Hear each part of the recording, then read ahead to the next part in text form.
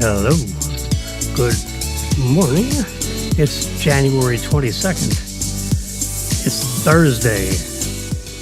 And it's time to get busy. Do something.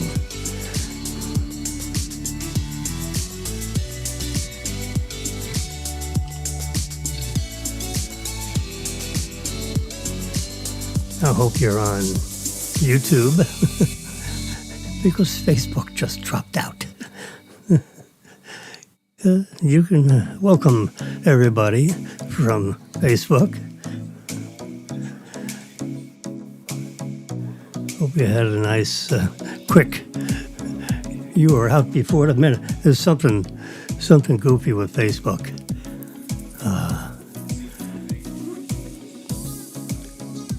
Maybe there's a fee I'm supposed to pay that I didn't pay. I don't know. I try to, if anyone has a clue on how to check on your status, I mean, I go to Facebook and I can see my place. I can post things, what do you think? It asks, and then I answer it. And I get updates from my other multi-thousand friends on Facebook. Got a lot of friends on Facebook, fortunately. Here I am over here, just right in the middle. I have my exciting display over here on this side. And you can see part of me. There's, I can go full screen. You can, I use my magical iPad that you can see I'm moving. And I got my MacBook Pro Air. Trying to figure out how to say what it is. MacBook Air. It's a MacBook Pro, but it's the Air version, which is got a 15-inch screen. It's, it's about that thick, weighs a couple of pounds. It's a MacBook software, up to date. We are beta testers for the MacBook Pro people, and also the iPad and I'm a phone. The iPads, they got the iPhones, and we got the, yeah.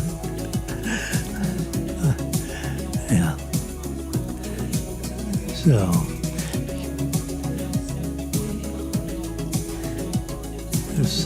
there's a new, let's add this back up in there again. Whoops, gotta switch it. Whoops. Yeah. I touch right here. Swap cameras. Bingo. I like to be on the right side of things.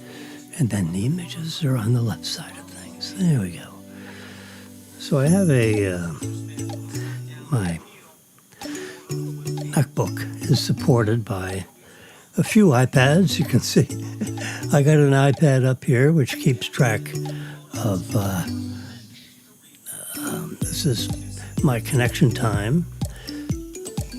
This right here is a delayed broadcast of a local network. This is the time of day, in case you're interested what time it is. And you can see it counts by seconds. If I can get my microphone out of the way. This is it right there. And you can see the seconds go by. And yeah, that's good. Let me just push this back just a little. And that goes up right a little bit.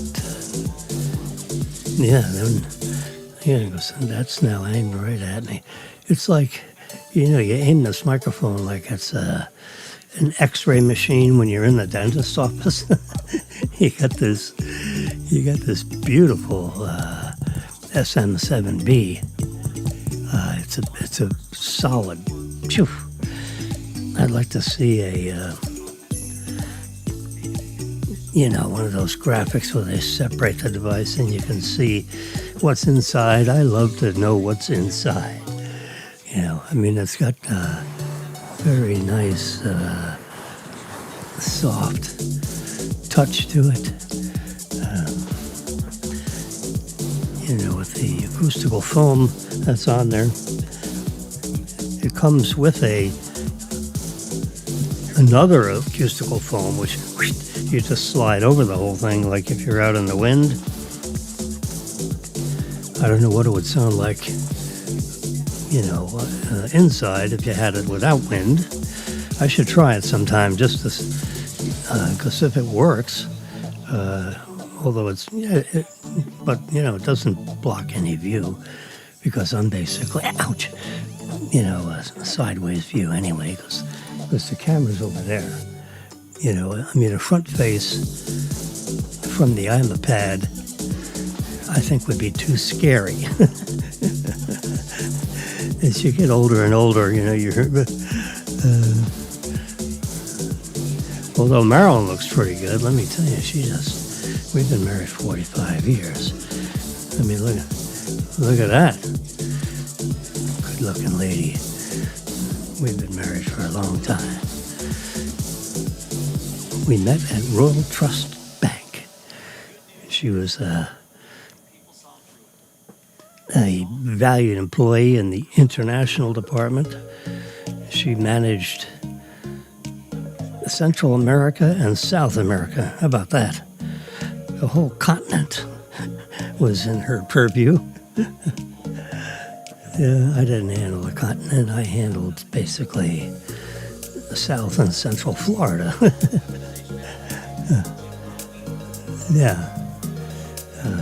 Southeast Florida. Going from Melbourne to,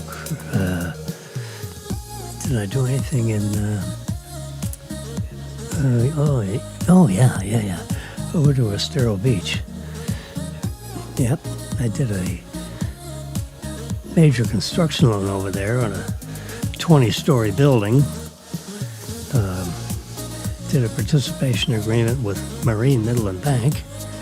It was a 20-story condominium, 22-story, 24-story. I kind of forget. It was a while ago. It was in 1970, 1980, let's say. 1980, something like that. Yeah, so do the math. 25, 35, 45 years ago. Yep, that's about the time I met Marilyn. Yep, Tom Brown was the president and of the Realty Credit Corporation, an affiliate of the Marine Midland Bank. Yeah. The funding arm and the originating underwriting. Yeah. But with the full faith and credit of Marine Midland Bank, the 12th largest bank in the country at the time.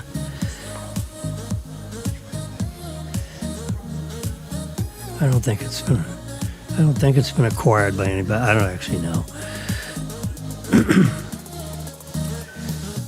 They offered me a job, and I referred it to another friend of mine, and then he loused it up. Yeah, Tom Brown called me and said, "Hey, we got to do something about this guy. He's not working out. Just wanted to call you and let you know." Since I was the guy that referred him in, and it was a major job. I don't know if he got the same job that Tom was looking at me to do. I don't know. Anyway.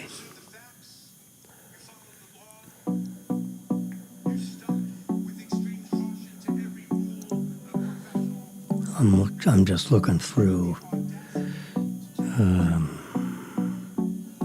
the Border Patrol. Seems to be a big deal.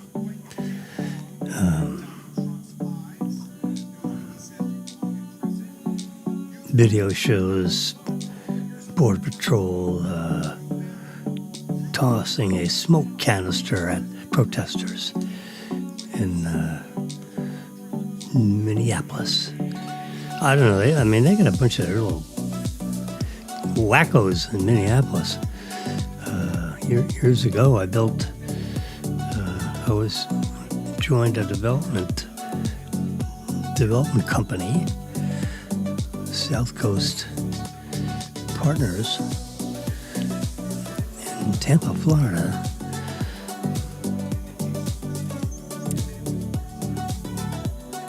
And we did a couple of shopping centers. One in Minneapolis and one in St. Paul. And at the time, 45 years ago, or 43 years ago,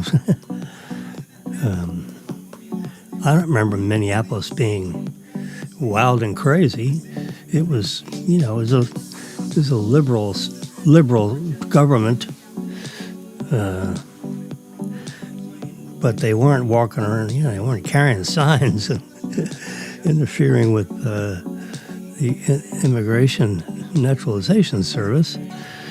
It's an agency that's responsible for doing, getting rid of bad guys that have jumped our border. Way before we had the kind of separation on our border that Trump is constructing as we speak, as they say.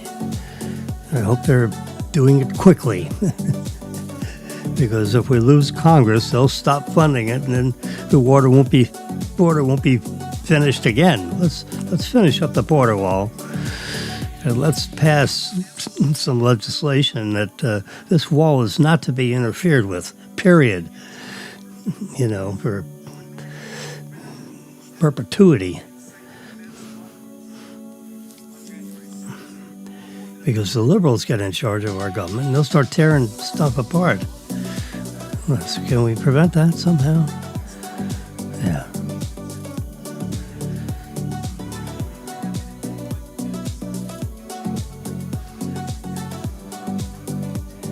A reminder of our date.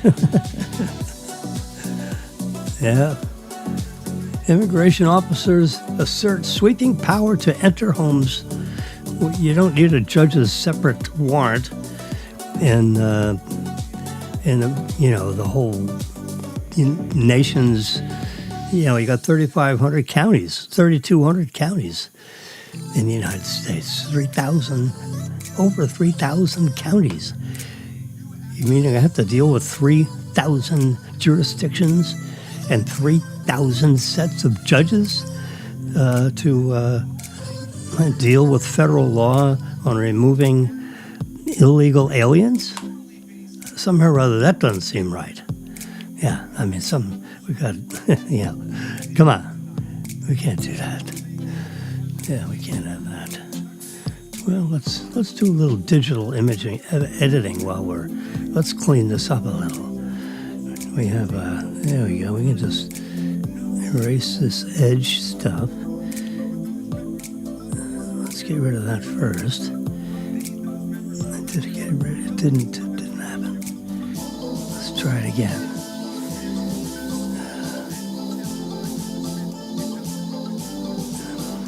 Bingo. Now let's get on. There we go. We're going to try to get on this side. Just trying to clean up this panel. Almost got rid of everything. A little noise left. A little more noise. Let's get rid of that. I don't know how this works. I know how to do it, but I don't exactly know what's going on. There we go. We got rid of everything now.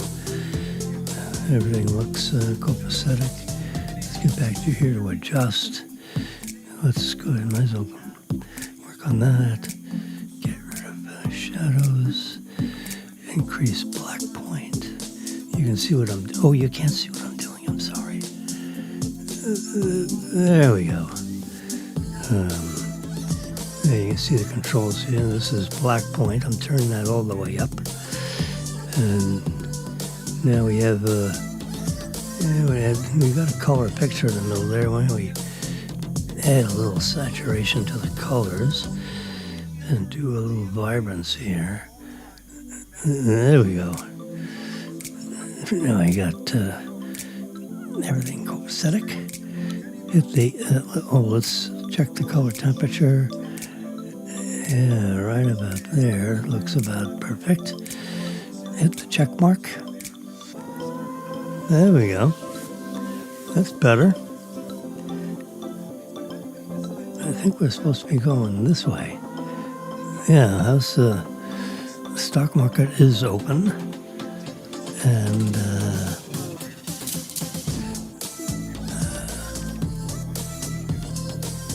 the light seems a little, let's turn that down a little bit. There we go. Time is 10:22. We're sitting around, what we're doing is we're having coffee with Jimmy. Just pretend we're at Denny's or something. This is where you put in your ear thingies, when you're tuned into this. You put on headphones. If you put on headphones, the music, the background, listen to that.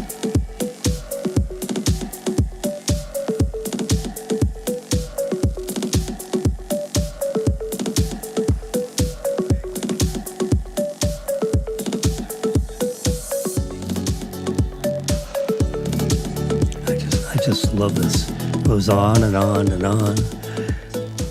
Yeah. It's kind of, it has like an upbeat to it, and it's all instrumental. There's no voices. It's royalty free. So I have it as my, think of it as the music that comes, when you're sitting in Denny's or something. But it's really high quality. I have it coming through my soundboard over here. Since I'm talking about, my soundboard is right over here. It's right underneath the camera. I should have a mirror in here so I could just show you. I really need to do that. Where do I have a little mirror? I'll have to think about that. Yeah, that'd be a good idea. Just have a little mirror and just reflect it back so you can see my soundboard with the controls. You can't see it, so oh well. And then, my MacBook. This is a compact studio. I got my MacBook right here. It's tilted up. Let's get this out of the way. Here's the keyboard. It's lit, you can see it. There's a trackpad here, which I don't use. The whole thing is tilted up, see? There's a thing behind it that holds my soundboard, two-channel soundboard, and this holds the MacBook up, and then this screen is like vertical instead of, sitting on a tabletop. And then I have the same tilting piece holding up an iPad. So I got 3 of them, 1, 2, 3, and it holds up these devices so that I can see what's going on. Now, since I'm not using I use it just to start up the program, and then I put these panels over it, just so we're not using up detail, because we're streaming this, and the fewer things that are moving, the better, because let me get back, put myself back together. Here we are. So here's my pad, yeah. And we'll go to the split screen. I'll add back my control panel, and I have to swap cameras. For some reason or other, it wants to put me on the left. I like to be just right in the middle in every possible way. So now you can see what I see. Now, and you can see it, so you know I'm shaking it. There was a great video that I saw, which you can see. It was produced by someone privately that had a tour of the Tesla factory, I believe in Austin, Texas. It was one of Tesla's factories. And they're all very similar. They're all the same, actually. They have, I mean, you think about all these robots. I mean, look at all those robots. I mean, there's hundreds and hundreds of them. And they're all bolted, on, real solid concrete. And they all read this, you've got like four, instead of having one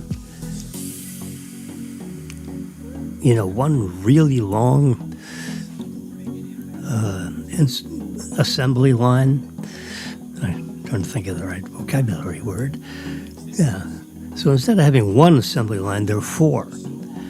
And they're producing, everything that's on the right side, on the left side here, and the right side from over here, and from the back and from the front. So they're all four, to the point where they join up and create the car. So they create like, the top of the car in one assembly line, the battery, which is part of the structure of the underneath of the car, and they eventually come together. There's another one of the factory lines creates, like all the seating that attaches, so the seating and the battery actually come up underneath the car. So it's, instead of reaching in the car to put the seats, in, the seats are put on the battery pack before the battery is pushed up underneath, the whole shell of the car. And, the seating is, whoops, I'm scraping my watch on my iPad here with my, talking with my hands. So it's very interesting. I mean, the battery comes from underneath, and it comes up underneath the shell, the shell of the car here, and the battery comes up underneath it. But bolted onto the battery pack, onto the, the battery, the whole underneath section of the car with the wheels and the battery pack, which is all, bolted together, so to speak. And then the seating is attached to this under part. And then you have the top part, with the windshield and the doors and all that. And this just comes up like underneath, and the seating and everything comes right up. It's, it's like a totally different process than what you might see in a General Motors assembly line, where the line goes and it comes around this way and it comes back and this. I mean, even Tesla was reaching in with seats on both sides. Well, they've changed that all around, and now their assembly line comes in four different directions.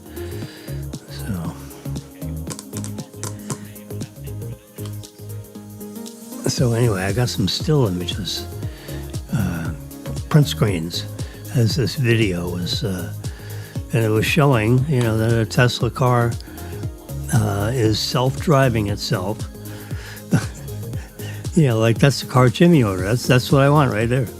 I want the Model Y in red. With the standard wheels, see? Not the big rims, but the 18-inch tires. So you got 4 or 5 inches of pneumatic rubber between you and the road. Yeah, I don't like those high-speed thin tires. Who's going to go 165 miles an hour? I mean, really? That's not a reasonable speed. Something enters the road, you can't swerve a car when it's traveling 165 miles an hour. You're asking too much of the road on the tires. It's going to be skidding, and when you start to skid, the car could flip, become airborne. With the slightest upward bump. Anyway, it shows the car. It's like a stopwatch up here, and a car is driving itself because it's a self-driving car. I mean, it's completed robotics. The car. We got our car 20 months ago, and it's completely robotic. And it's got the same computer, the same software, because the software of the computer gets downloaded. I think the signal's coming from Fremont, California, with all their servers that they had in Fremont.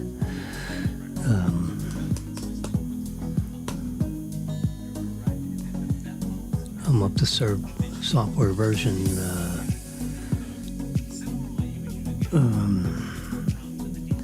well, let's check. It's easy enough to check. Just here's my car. Here's the Tesla. You can see right there, release notes 25.47.7. And the supervised software version 14.2.2.2. 222. I think that's the latest one out. Waiting for 14.3, which I'm told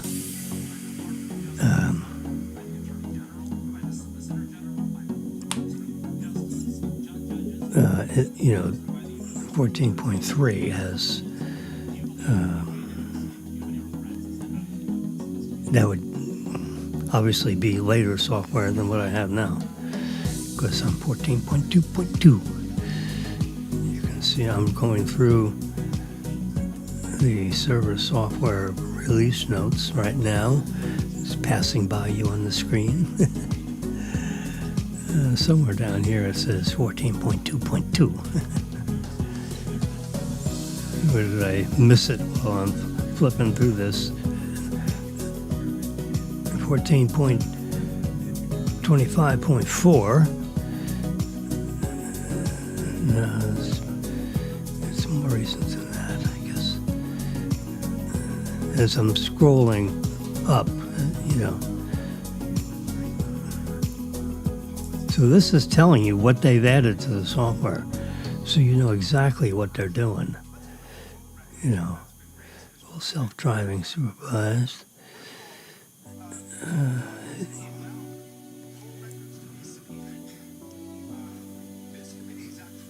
They're talking about user interface improvements, UI. That stands for user interface. When you speak Tesla, when you speak the jargon of Tesla, when they say UI, it stands for user interface. Look at all these little things that they did. Yeah, see, here it is. You can see it right there. Full self-driving supervised 14.2.2.2 includes, and then here's a whole list of what it includes.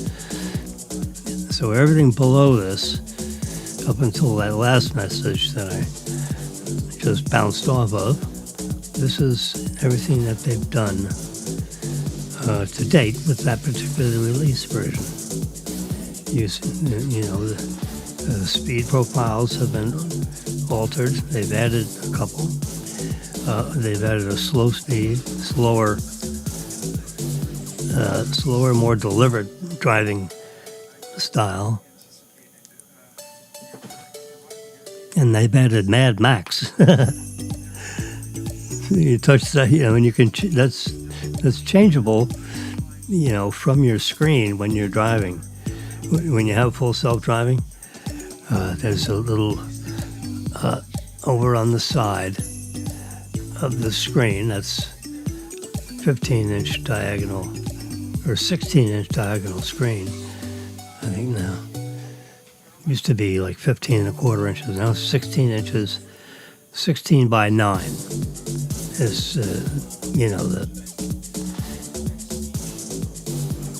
the aspect ratio of the screen itself. 16:9.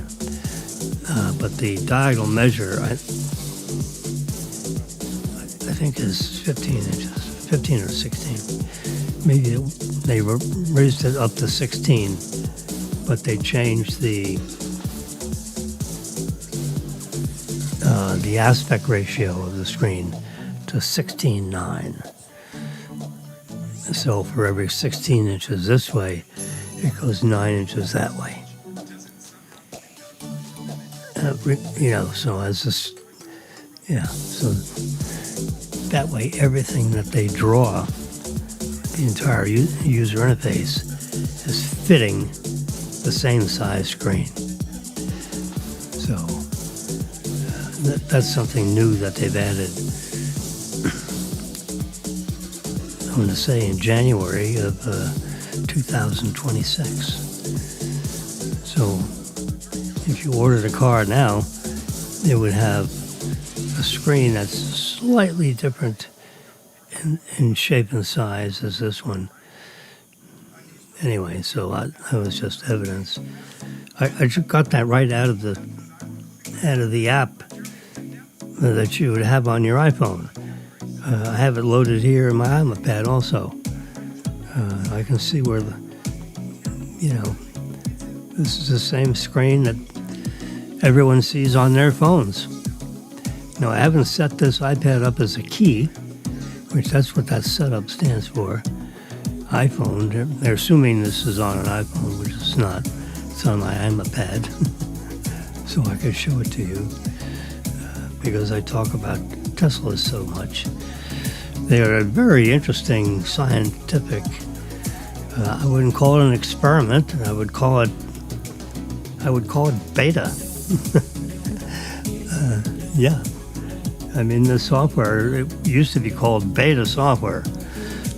When they called it beta, it was actually alpha, meaning that they, in my opinion, and I've been using the software ever since they've allowed me to use it, which is when you have a car.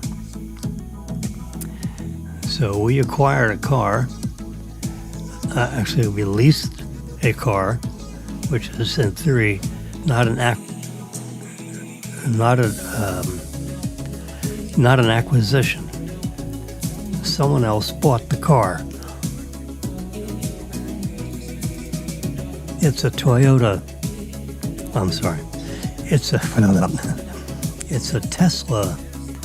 I guess you'd call it an affiliate. They don't call it an affiliate, but it's an affiliate. It's an enterprise that was assembled by Tesla people and a few outside people.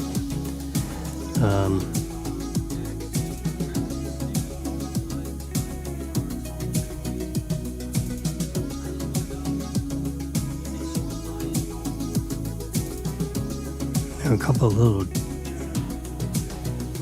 bunny rabbit jackets and stuff like that, which hit the old trasharoo can.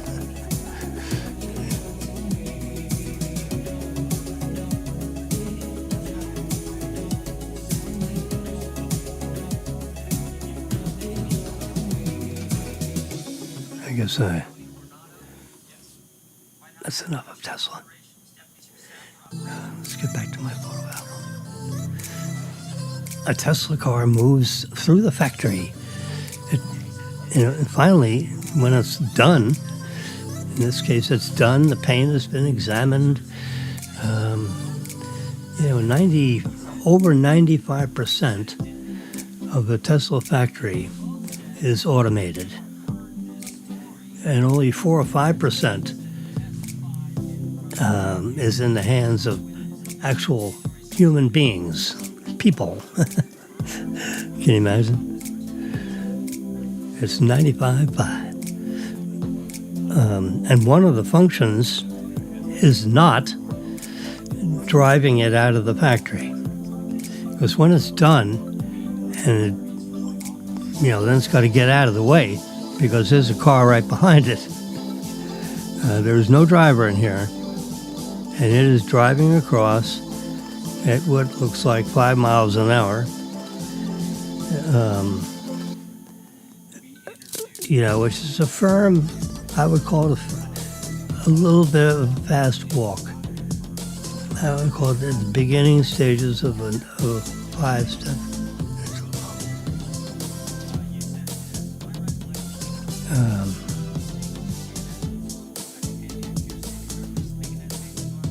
It's eyeball to see the electronics package.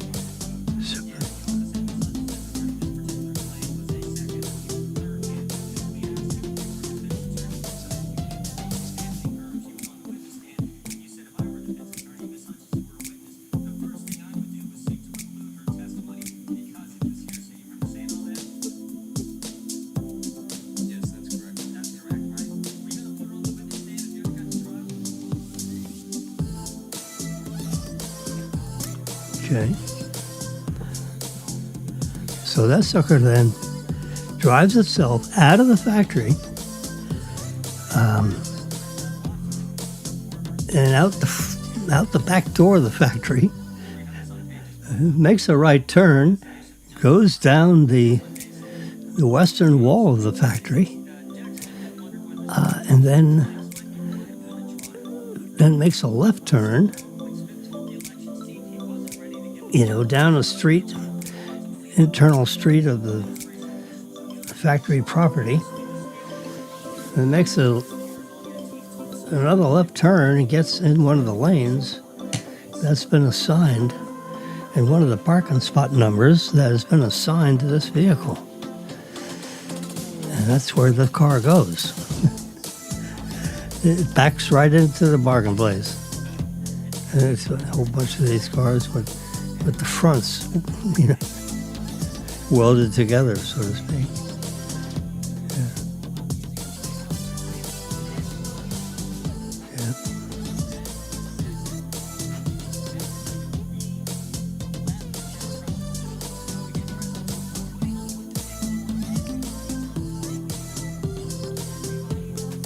They're checking the cars now.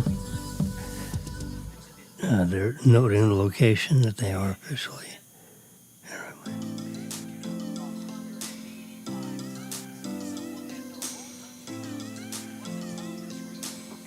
So this car was delivered to the lot yesterday. Can you imagine? No person delivers it. The car gets delivered to the assigned parking place, and then the car sits there in that assigned parking place until such time as a suitable car carrier with other incorporated.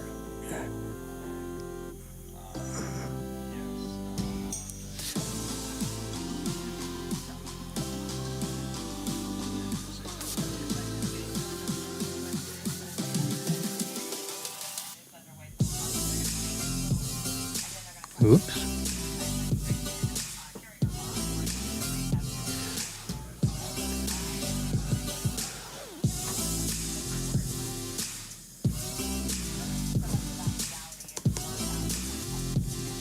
Amazing. Anyway, so these are print screens. And look at this is all the aluminum the raw. I mean, when they build a car, it's from scratch. Now, they didn't mine the aluminum, I don't think. They bought the aluminum from an aluminum supplier. You know, what else would you call them? So now it's in, the back part of the factory.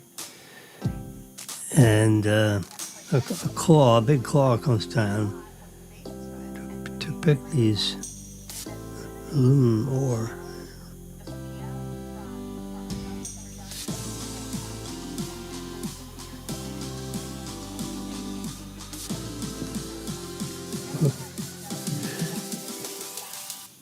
So as you can see, you got the ingots, and this crane with the claw moves across, and where you can see the being blown out of the building, actually, because they have all kinds of ventilation so that the temperature inside here doesn't get to the point where it burns the building down.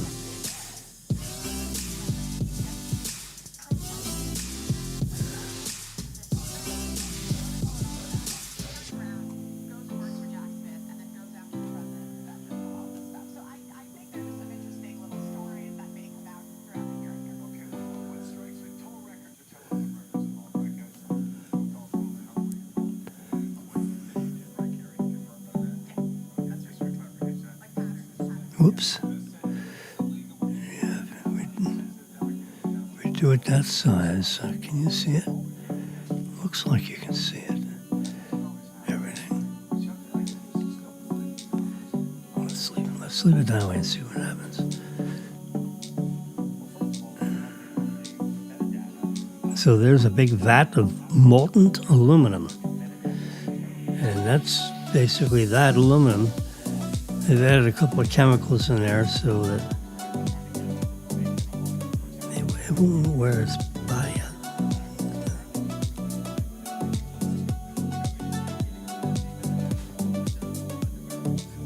Interesting.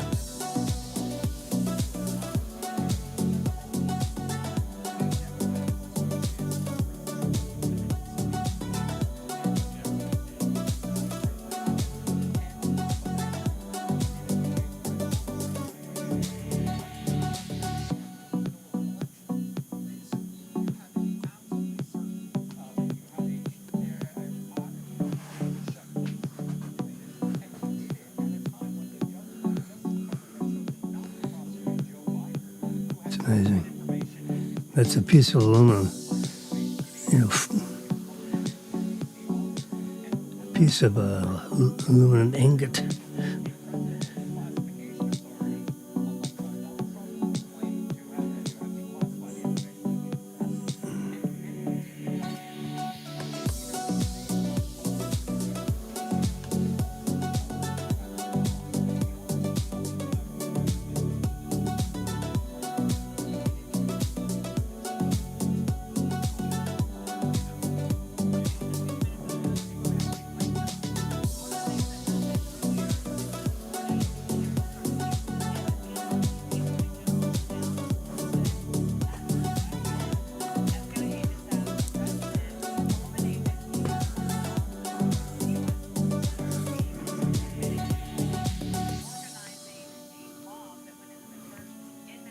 I'm going to edit this. Oh, X out there. There we go. This needs to be resized too. There we go. So you get a full screen. And I'm over here where I belong.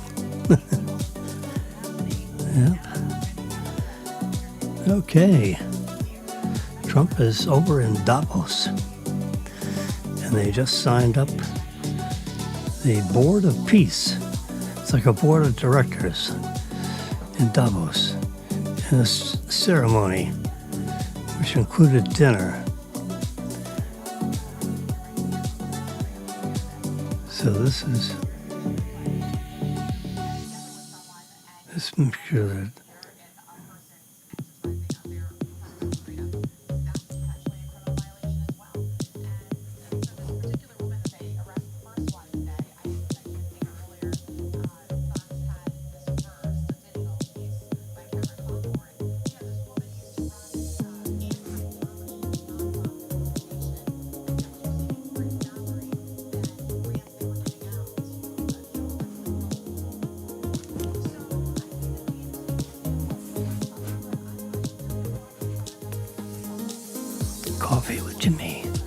It's your turn to talk. I've been looking at my text messages. Let's see if there's anything to... I get so many messages. Tell you what, thousands of them. What is that?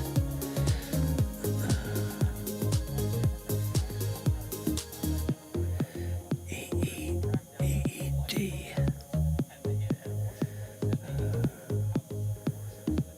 This looks like a remote control of some kind.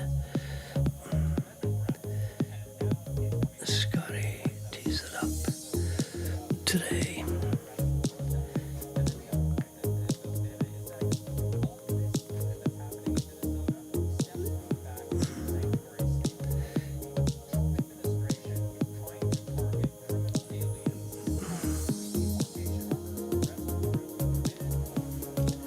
Just paid my phone bill.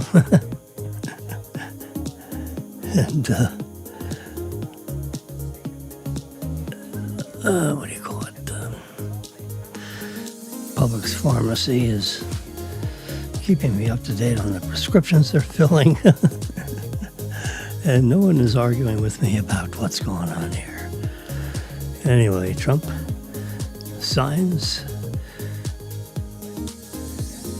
this Board of Peace.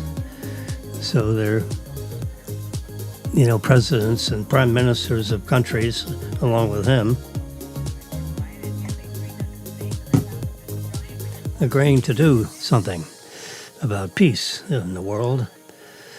Trump announces a framework for Greenland,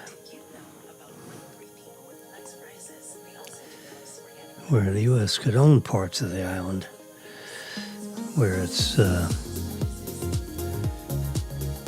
parts of the island that the present occupants of the island are not using. They're under, miles of ice. But in a location where we could secure our equipment, which has to do with the Golden Dome, as he calls it, to protect the skies in advance of our country. If there was an attack.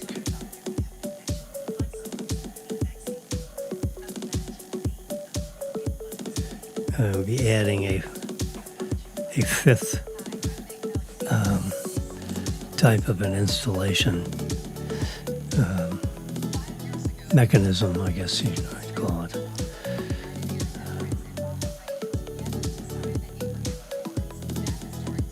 And you just can't spend billions of dollars and, attach it to Earth.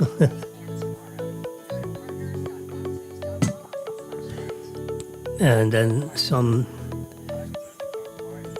that thinks they own the property underneath your equipment could then say, get out, But if you own the ground underneath your equipment, no one can tell you to get out,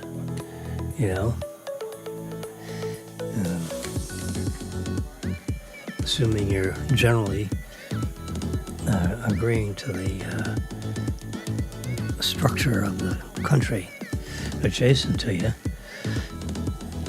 We want a bunch of radioactive stuff, if you will, right on the border of another country, because those neutrons and protons, flow in that direction, perhaps not.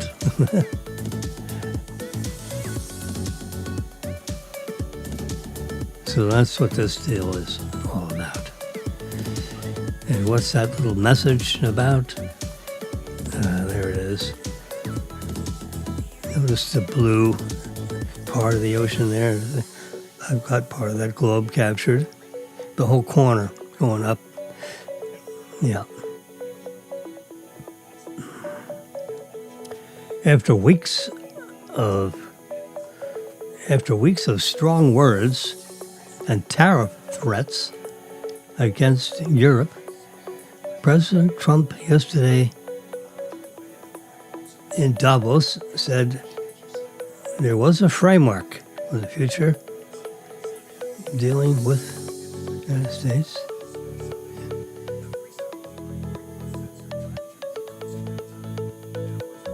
Whoops, there we go. We're back again. Yeah. So they put a helmet with horns on it.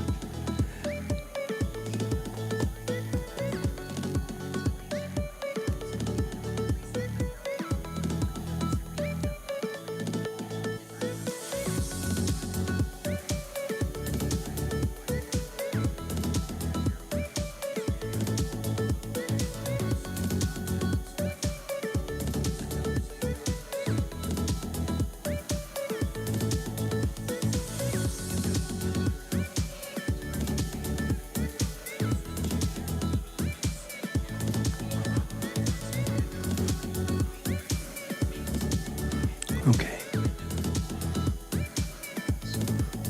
We're done. There we go. Nice picture there. The agreement. This is the New York Post. Thursday, January 22nd. There we go.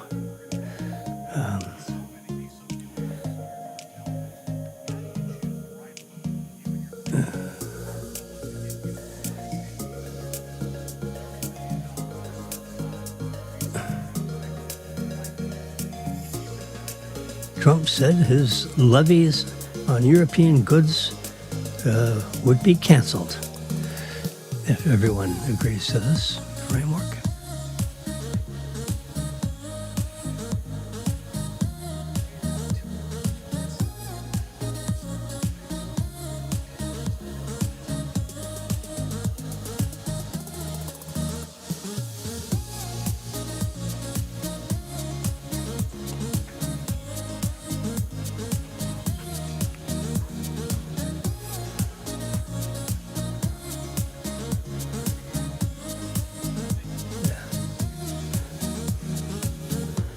There's a gadget that Amazon Choice cycling gear.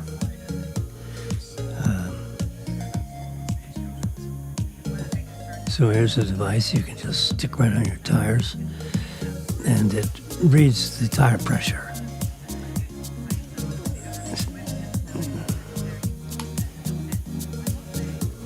This seems like a pretty big pressure for a tire on a bicycle.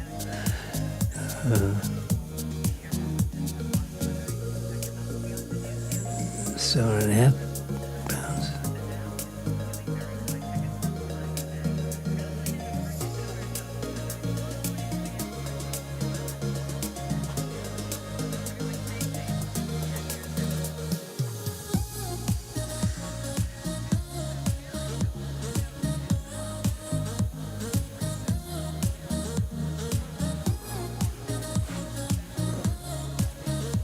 I don't see it over there, but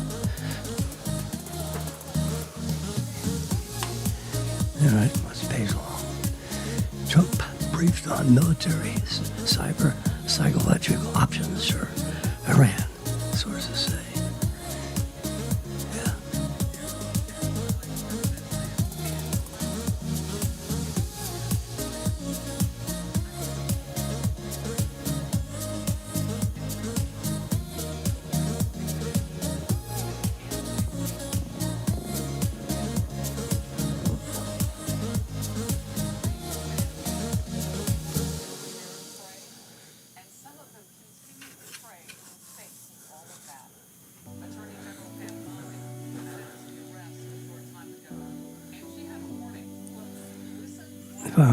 If I were the Ayatollah, I would be very careful. I don't know how else to put it.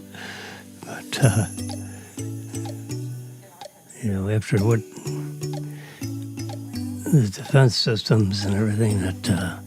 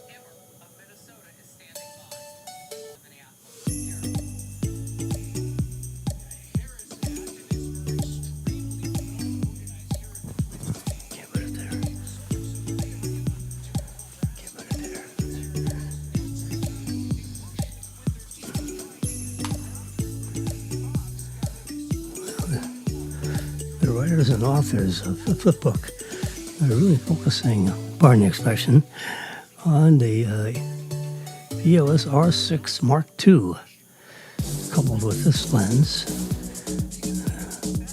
See how far you can see this lens.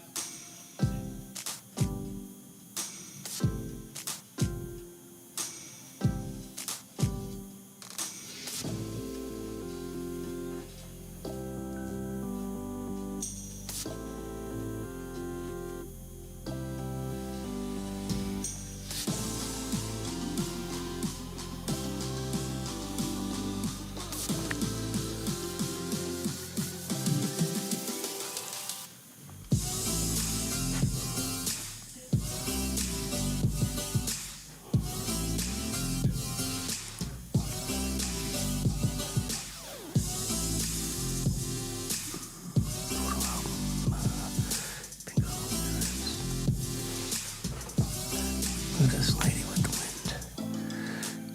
Probably Chicago. Preparing for blizzard. As you get over her veggies tucked behind her. They're getting whipped up in the wind. Vance is going up to Minneapolis. So that means there's a search team of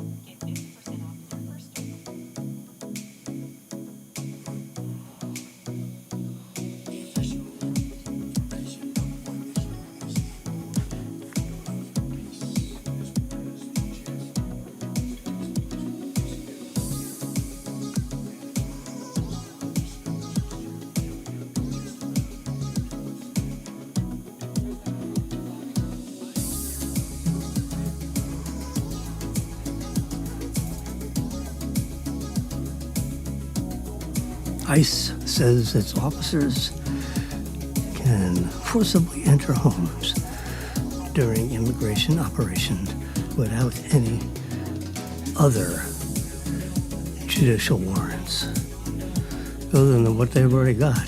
They got a warrant to remove you from a federal jurisdiction. They don't need a local warrant also. The federal warrant supersedes, as they say, in the United States Constitution. Anyway, the editors and people of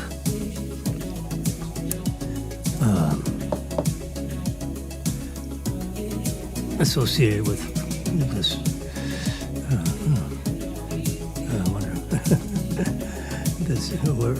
whoever wrote this article thinks that this 15-inch MacBook Air is the place to be, and you get good deals in Amazon.com. 15-inch MacBook Pro Air. Let's do a little copy. MacBook Air copy. And then open up.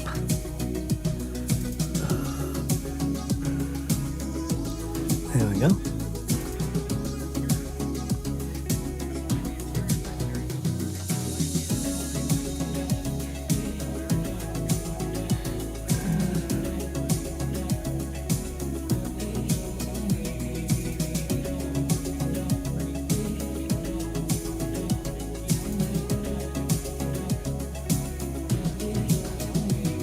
Interesting.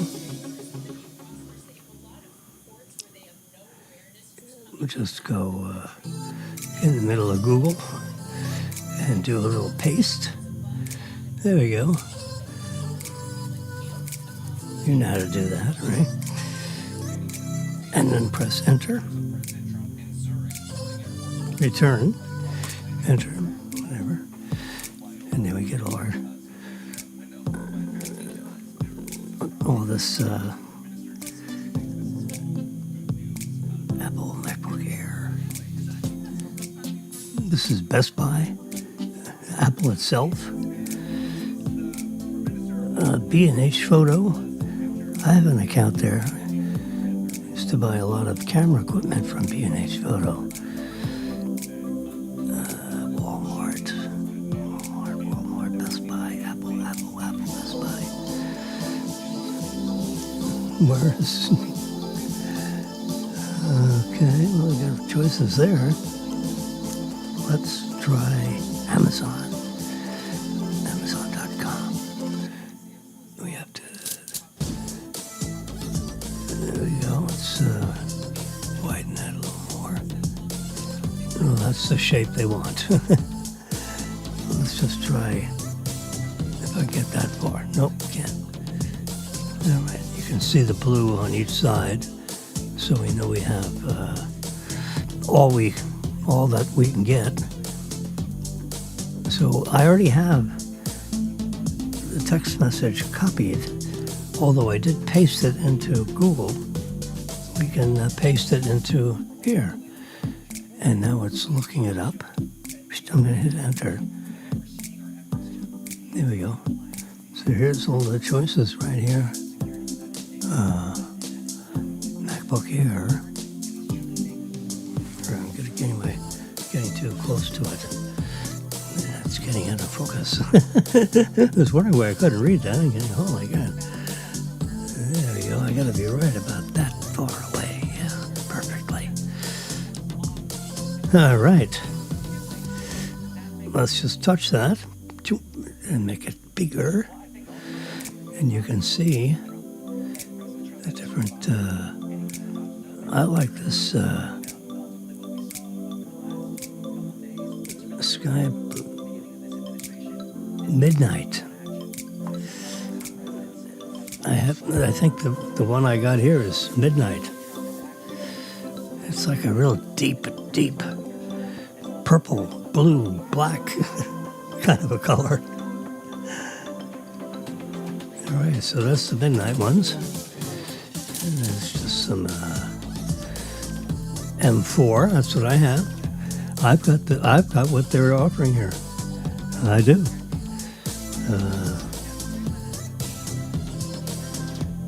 It's capable of doing just about everything that you would want with a computer. It does everything I want it to do. I suggest you buy it without AppleCare. New. All right, we're gonna. Oh, wait a minute. Let's see. What's this? Oh, 256 gigabyte of memory. No. 24 gigabytes unified memory. Not 16. The storage isn't. They're only offering 512. There we go. I want that. That AppleCare. It's up to $1,500 now. No other options. So you can put it in the cart. I'm going to put it in the cart. We're going to pass on any of that. Add protection, no thanks. I'm going to get the protection. I don't want any of these other things either. I have, accessories because I've got everything. So where is it? Add it to cart. All right. Let's see. Let's get out of here.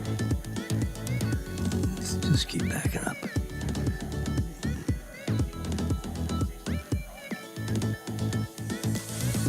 Where's the cart?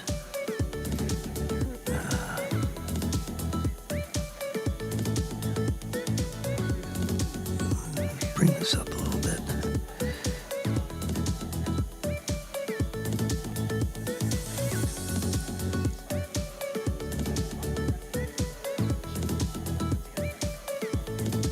Cart. There it is.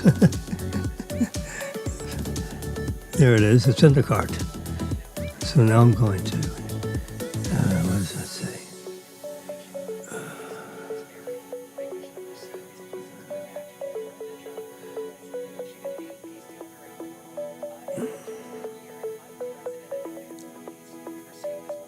Save for later. I'll allow it.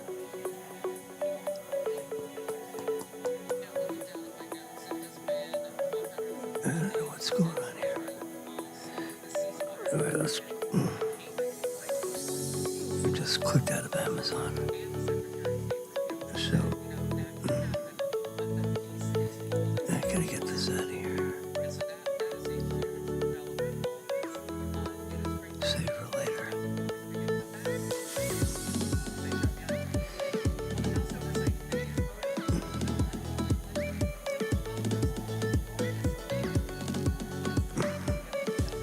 Till you get it out of the car.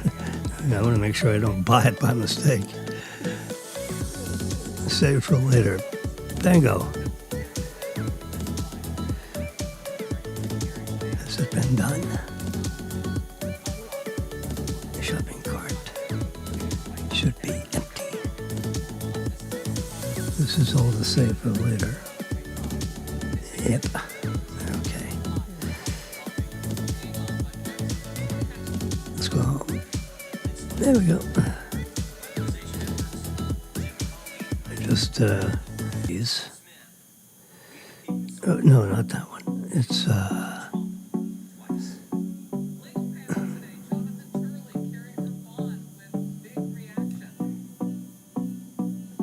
like this. It's like a kiddie water fountain. And it pumps all day long. I have it connected to a big battery because that serves up 5.5 volts, which is the common voltage when you deal with these cables that come out of the seaport power in or out. So you have a battery pack, you can get USB-A and USB-C cables. And then you can, or plug in devices that have USB-A or USB-C. Yeah. So I got one of these, and the cats like it. They say if you have it, they drink more water out of that. Because it's like water in a stream. The water's moving, and they sip. It's really quite good. Yeah. So I have two of them. Well, I have one, and I'm going to get another one. Because, if the cats... the cats are funny little creatures. They have two food bowls. And they go to their separate food bowls.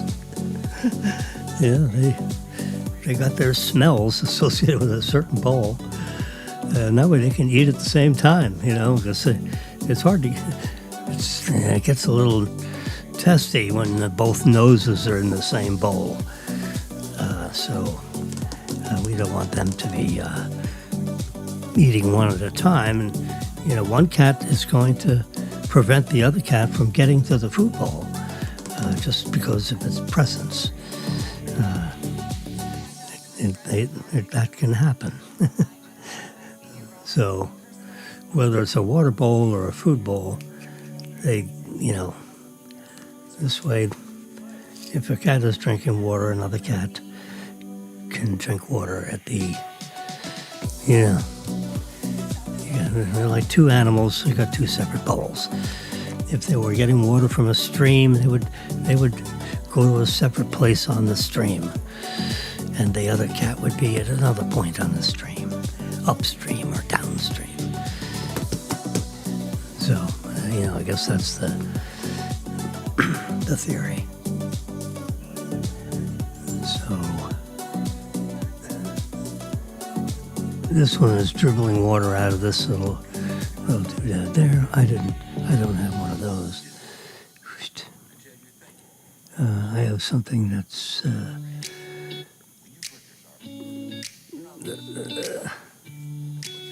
it's like this, but it's square.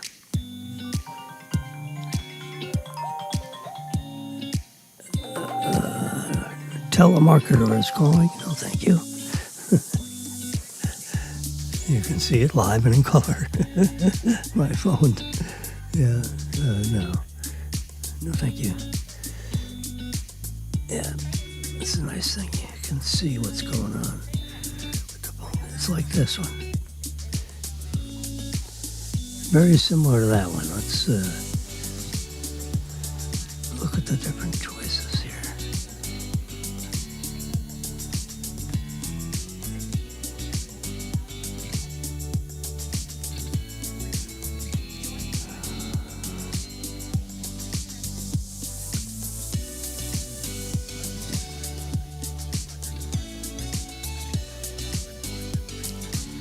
Let's see if this is 7 liter. No, it's 2.2 liter. Let's put that up there. 2.2 with an L. Kitty, K-I-T-T-Y. Water.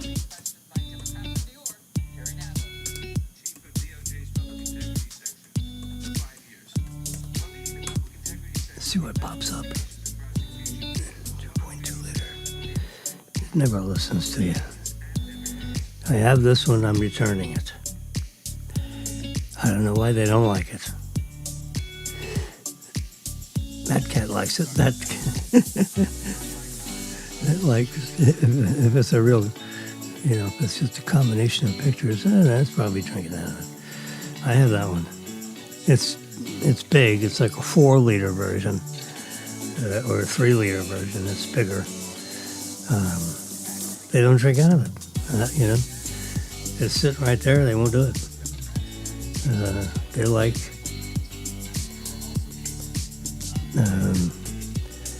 it has a rectangular kind of a notion to it, but it's a 2.2 liter version.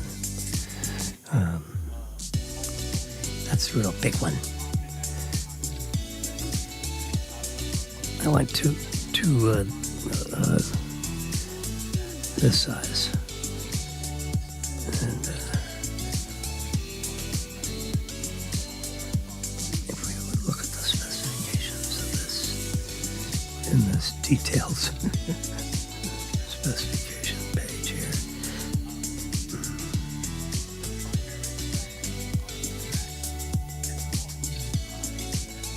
There it is, 2.2 liter. Crap, I can't see with these glasses. My eyes are like, let me take these glasses off and put a little eye drops in my, excuse me a minute.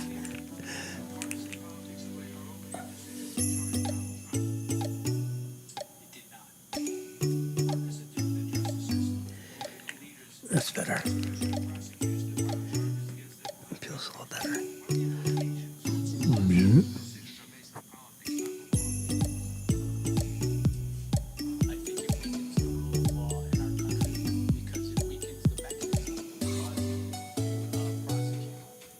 That's 3.2 liter.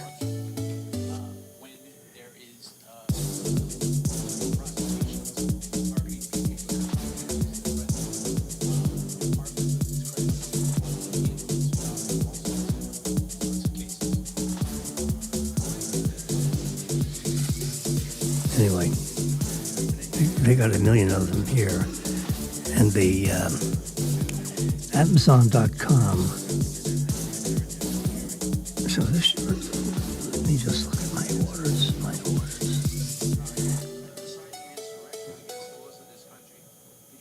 Arriving today. You can see this is real time.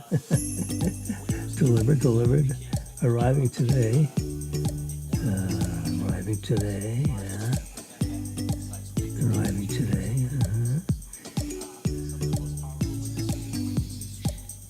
I ordered this kitty thing right from the kitty.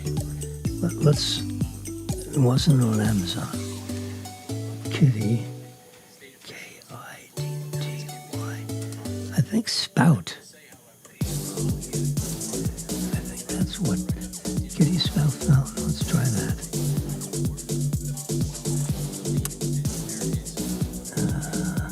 That's chewy. This kitty spout. That's the big one.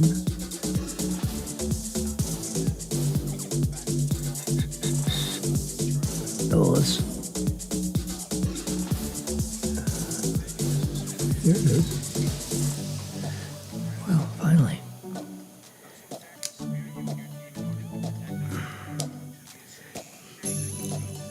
Excuse me one more minute. Shrink this up so you can see it all. There we go. This is it.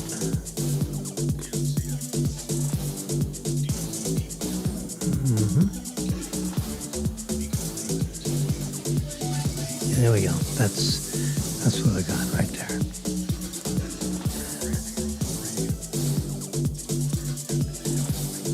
I recognize the box with the kitty on the box like that. Yeah, that's it. They like this one. It gives you an idea how big it is in relation to the average size cat.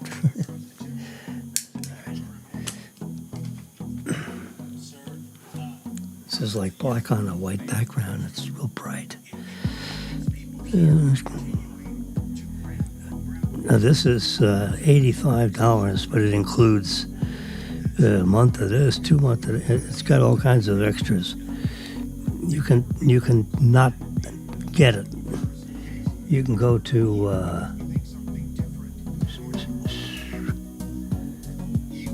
looking for the button. But you can just get the fountain with, I already have there's like a little paper cartridge. Let's see if it shows. So that's, why can't, yeah, there we go. 4 to 6 foot cord. No, that's not a cord. No, that's not what the man. Where the hell's the fountain thing? No, that's not it. Let's go to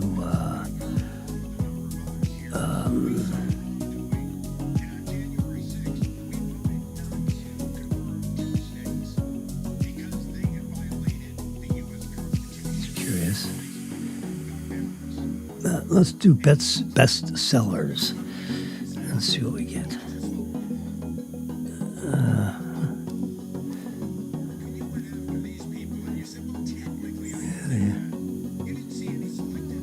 You can buy the extra motors. You got some parts. Oh gosh. Let's try this one. This looks like it right here. That's what I thought I had. Come on, baby. There we go. Internet's a little slow. There we go. That's it. See? Whoops. No, I don't want to track my luck. You see right there, 2.2 liter kitty spout fountain. 1 month. So it puts you into some kind of subscription.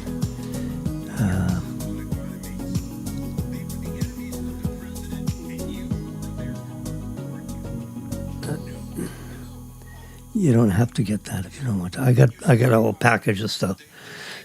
Buy it one time. It's like a 2-month supply or something. Anyway, this is right from the kitty spout people instead of buying it through Amazon. And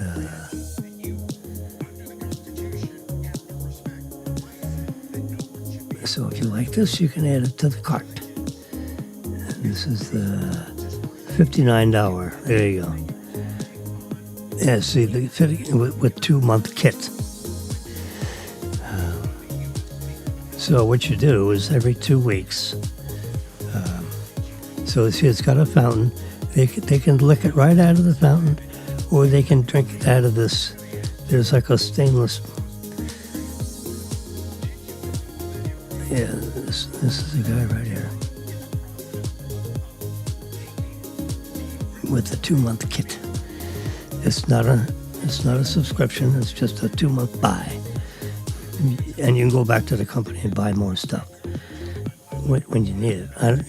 I bet this 2-month supply lasts a lot longer. It is longer because there must be 30 or 40 pads in there, and you wash it out every 2 weeks. It's like self-rinsing itself, and it goes through this filter paper with activated charcoal in this little pouch. The water goes through the pouch and then gets back into the container. It's got this interesting. It's got this little window. There's a cutout in that stainless steel. It's a nice stainless steel container. It's got a cutout. There's like a ultraviolet light LED shining inside there that helps kill bacteria, and you can see the level. It drinks down to about, every morning it's about halfway full, and I use bottled water, and both cats drink out of the one fountain, and they consume about a half a liter of water, because these smart water bottles are 1 liter bottles. And every morning I'm putting about a half a bottle of the smart water in there, which has some electrolytes that are balanced so it doesn't upset their stomach. The city water is terrible. I'm not going to torture my cats with the city water. Most people don't do that, but we don't drink the city water. I use either distilled water. I use distilled water for the ice cubes, and I use the smart water for our coffee maker, and for drinking water, and feed the cats with the smart water also. Yes, I do. I have 2 apparently healthy cats that are 15 years old, and we take care of them with the best, with good dry food. Rarely do they get a bite of anything else. That's the safest thing.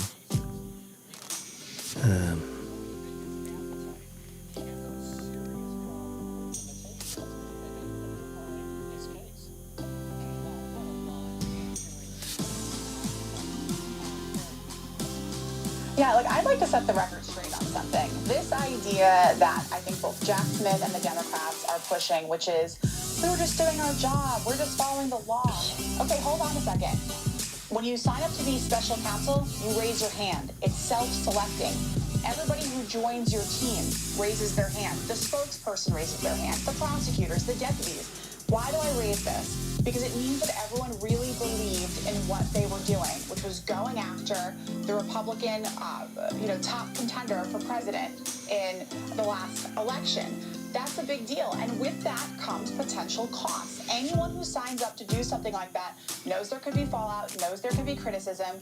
I have zero sympathy for this idea oh, my poor staff, they're still dealing with this. Give me a break. They knew this was going to happen. They wanted this because they believed in it. They thought this was a good idea. And, one thing I learned at the Department of Justice when I was there is just because you can do something doesn't mean you should.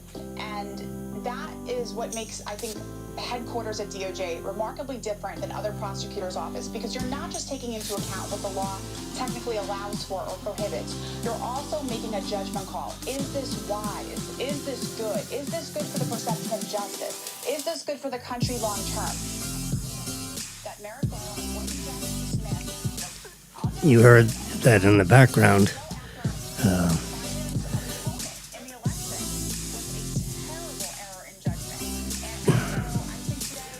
Smith is getting interrogated by the Senate today.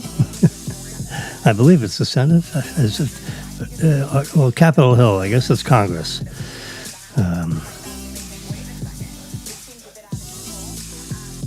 The special counsel that was trying to prosecute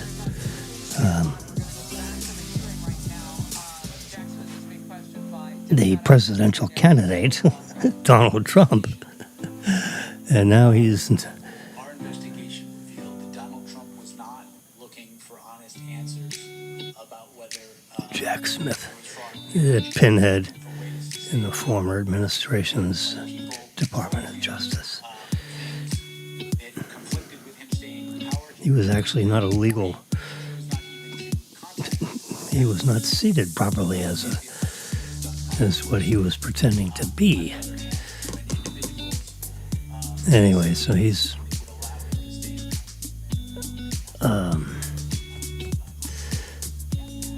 this isn't a political statement. This is just a legal statement. He's being judged on whether he had authority to do what the hell he was doing.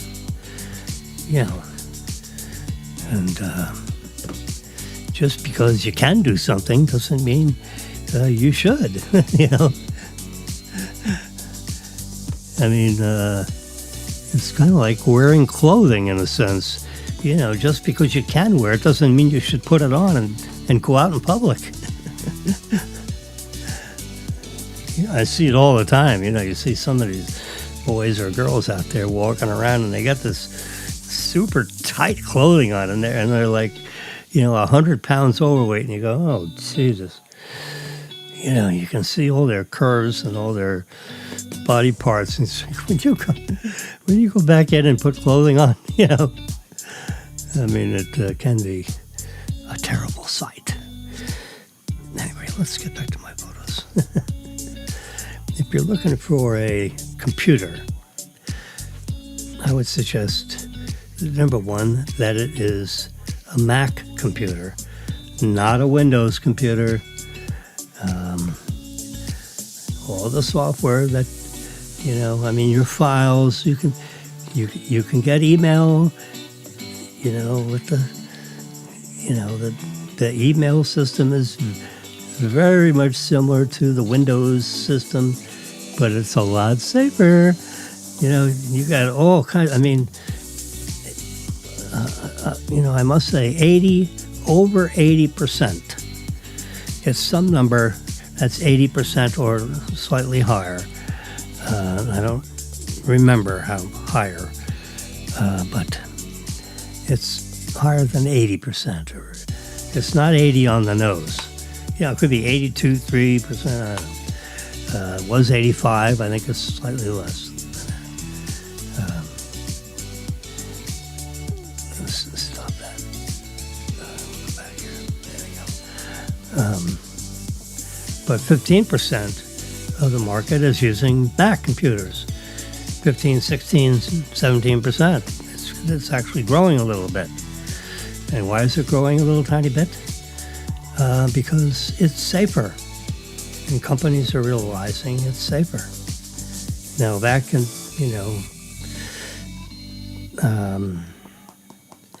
when my kid, my kids are now the youngest kid that I have is 34 years old.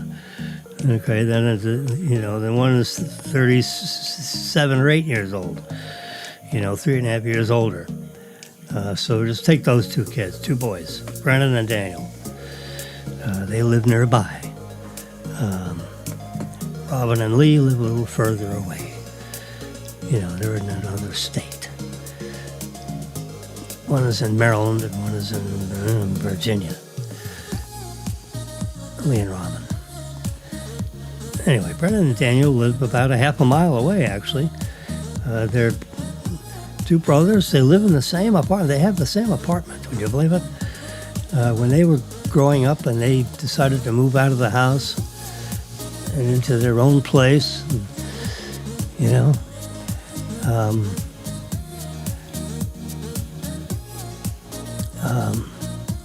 they looked around and they, Brennan looked around and Daniel looked around. They tried to, show me up with one of their friends, and one of them told me, "Lad, I want to, I can't move in with that kid because he's a slob, and it's too messy. The whole place is a junk pile. I don't want to move into that and split the rent with this guy. He's a good friend. We do things together, but outside of his apartment, thank God." And this kid is too much of a druggie. This kid is that kid's too this or too that. I don't like this kid. So they all had, of the, you're not going to move in with a stranger or a friend that you really don't know that well. So that wouldn't be a viable candidate. So it's people that you know real well and that you pal around with, you like, all that kind of stuff. And each one of them had something wrong with them. So they looked at each other and said, "Well, I guess you want to move in together?" This is outside of my influence. I had nothing to do with it. They decided on their own. They lived together all their lives in our house, where they were born. And 18, 20 years later, they decided to move into their own place together because each of their friends had something wrong with them. Our kids are relatively neat. We go to their apartment, once a month or so to, have dinner with them. They invite us over and they make dinner for us. You can peek inside their rooms. They're clean. It's not piled up with a bunch of laundry. They do their laundry. They fold. They put it away. I didn't open up their drawers to see if it's folded or not.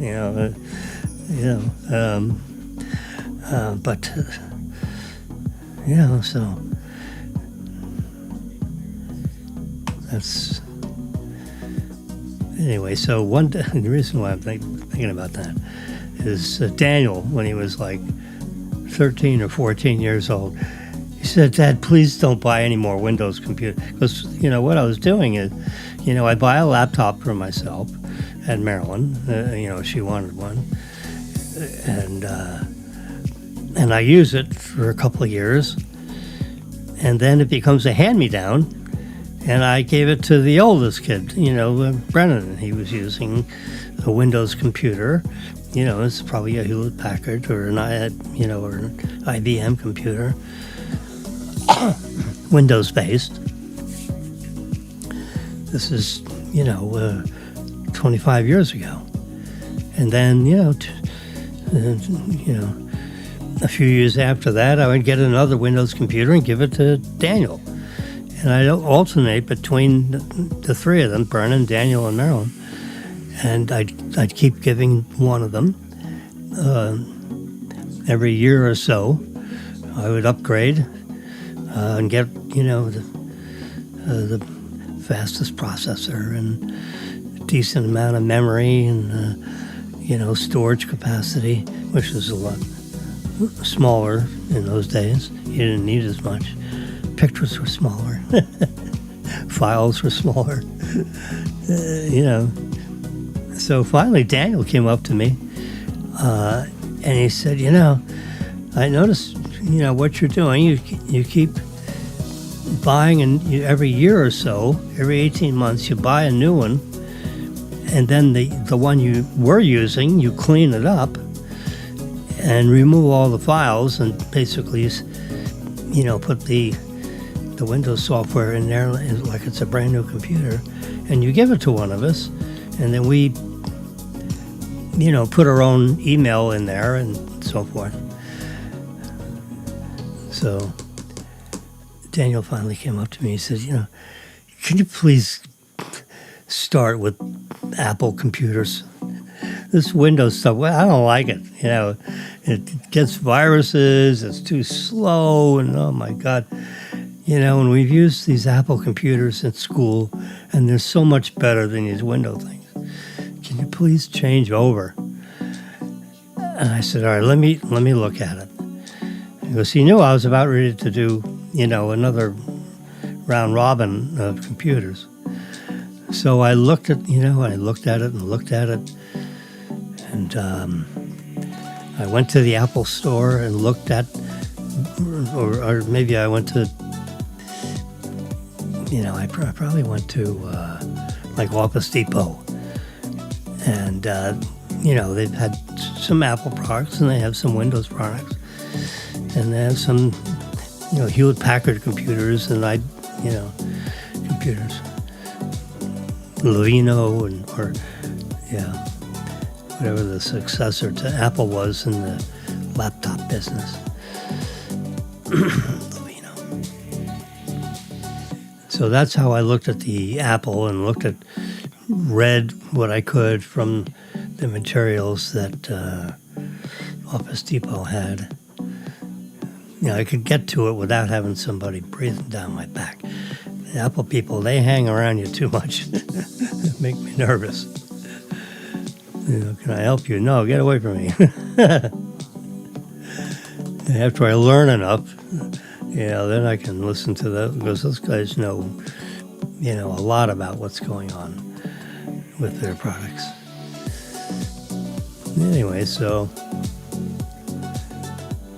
I got to understand, the Apple system. And it was totally different, so, and I finally said, okay. I said, all right, Daniel, you win. I'm going to buy Macs for everybody, and we'll all switch over together.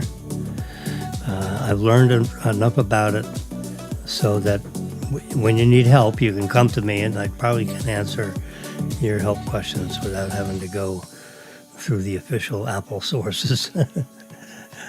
And we switched over, I agreed to switch over, and I am totally Mac, Apple everything.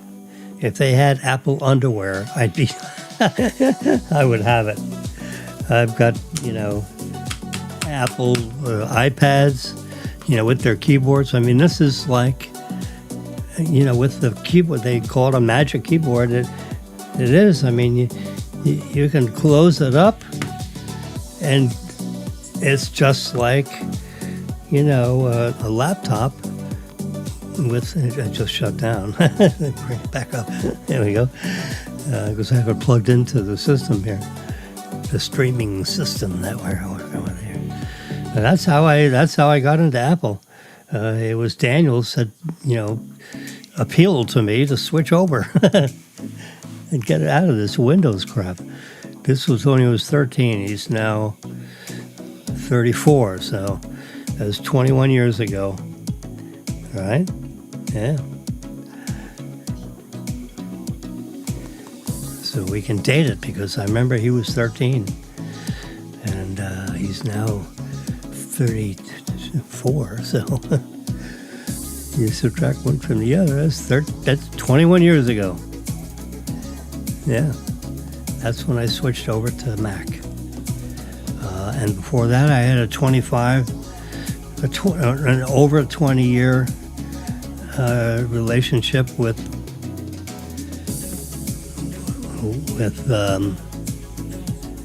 Windows systems.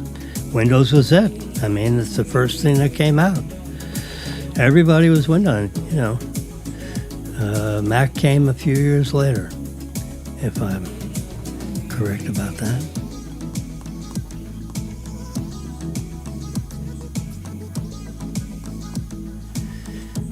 Amazing.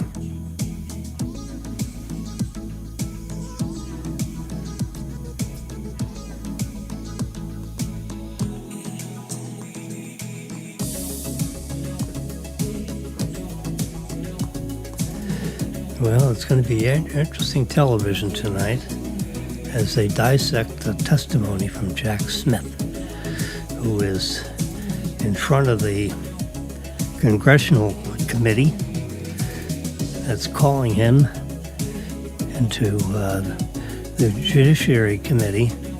The House Judiciary Committee is interrogating Jack Smith investigation into Trump, which turned out to be a total bust. And the court system threw everything out. Said this is hogwash, which is what Trump said. This is nuts. Investigating for what? Not do anything. You're just creating souring the public into thinking there's something wrong with me. There is nothing wrong with me. And that's basically what happened under the other administration. They were trying every legal way to prevent him from being an undisturbed, presidential candidate. And he was constantly being disturbed. He was constantly being dragged into court. Well, if he's dragged into court, he can't be out politicking. And, it was a severe interference. It's amazing he got elected twice. But he did, and it was just, and he did it by overwhelming, the second election was even more overwhelming. Because the Democrats, basically proved that their candidate is no good. Because Biden just ruined our economy, ruined our borders. Everything they touched, was a total failure. And the American public realized it, and 77 million people went out and voted Trump in. And, just stampeded the polls, even with all the disturbances that the Democrats tried to do to prevent him from being, to give the appearance that he was an unviable candidate. Anyway, it didn't work. He got elected anyway. Go back to my photos. So this is a live view of how you can, and when you do this, there's all kinds of advice and counsel you can get on the internet regarding these MacBook Air. They're kind of like what I have here with the, you can get the iPad. Unless you're, I'm honestly telling you, one of the main reasons that I have this 15-inch MacBook Air computers is it's the only environment, the MacBook software system, which is different than the software system that operates an iPad, okay? The operating system of an iPad is iOS 26. That's what it is. Let's see if I can show you that. When you go to System, touch it, there we go. You can see System, then in here, hit General. So now you see General up here. And we're going to go to About. Now let's hit Software Update. It's up to date. Now you see what it says there? It says iPad OS is up to date. And it's version 26.3. More details. iPad OS 26.3, and then in brackets is 23D 5103D, yeah. Which is, a very specific update with that kind of almost like a serial number after it. And I'm a beta software user, which means this software comes out a little in advance to what they deliver to the 20 million people out there that have, actually, it's like 500 million people that have iPads out there. iPad OS gives you an early preview of upcoming apps, features, and technologies. Okay? For more information, go to these 2 links. Yeah, so I've been an Apple beta software user for, over 10 years, I'll say. And I'm willing to take the risk that the software is, an advanced copy, and they're constantly editing it and, making it better. So when you have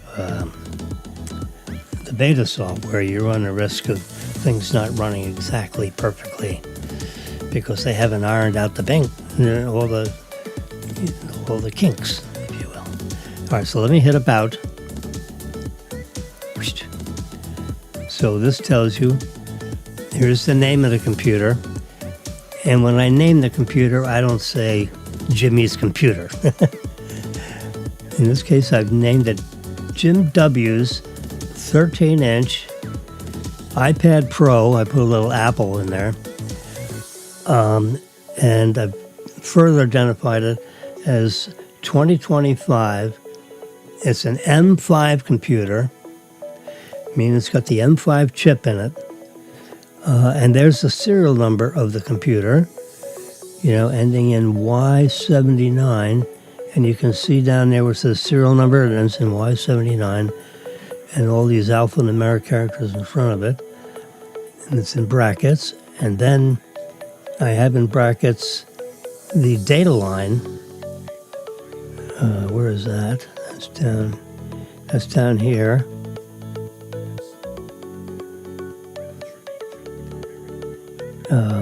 See cellular data number right there. Carrier is AT&T, and the cellular data number that AT&T assigned to this computer, put into the SIM card, if you will.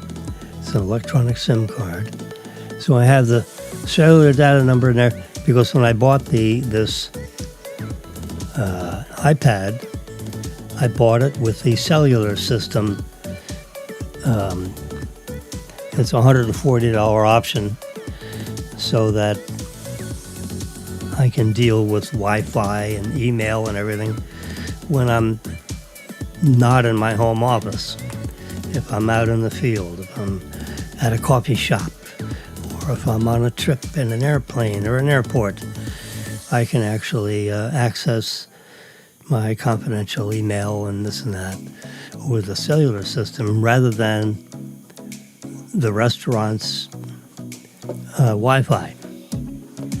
Because you get bad guys in a restaurant or bad guys in an airport that try to access and get into your stuff. Get into your bank accounts and drain your money. I have a son up in Virginia. He said it happened to me twice. I didn't have good protection. And they got into my bank accounts. They hacked me and got $700 or $800 out of my account before I could shut down the accounts. Whew, God damn. That's scary. And it was Windows systems. Well, shame on you, buddy. I told you to get out of this Windows. It's tough to make the change, I have to say. It was a hard month of getting used to someone else's operating system. But once you start using it, now I've been using it for 21 years apparently. Because Daniel begged me to switch to Mac, which I did. And that was before iPhones,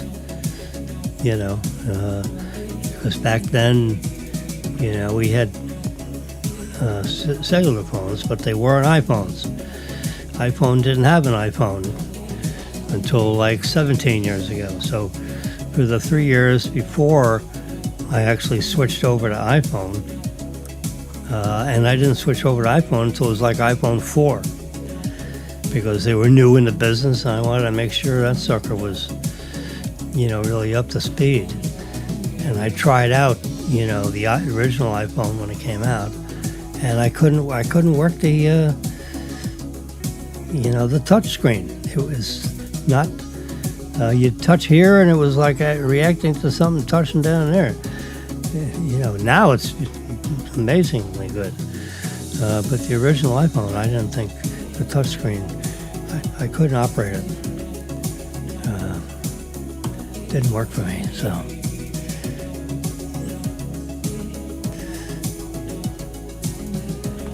Anyway.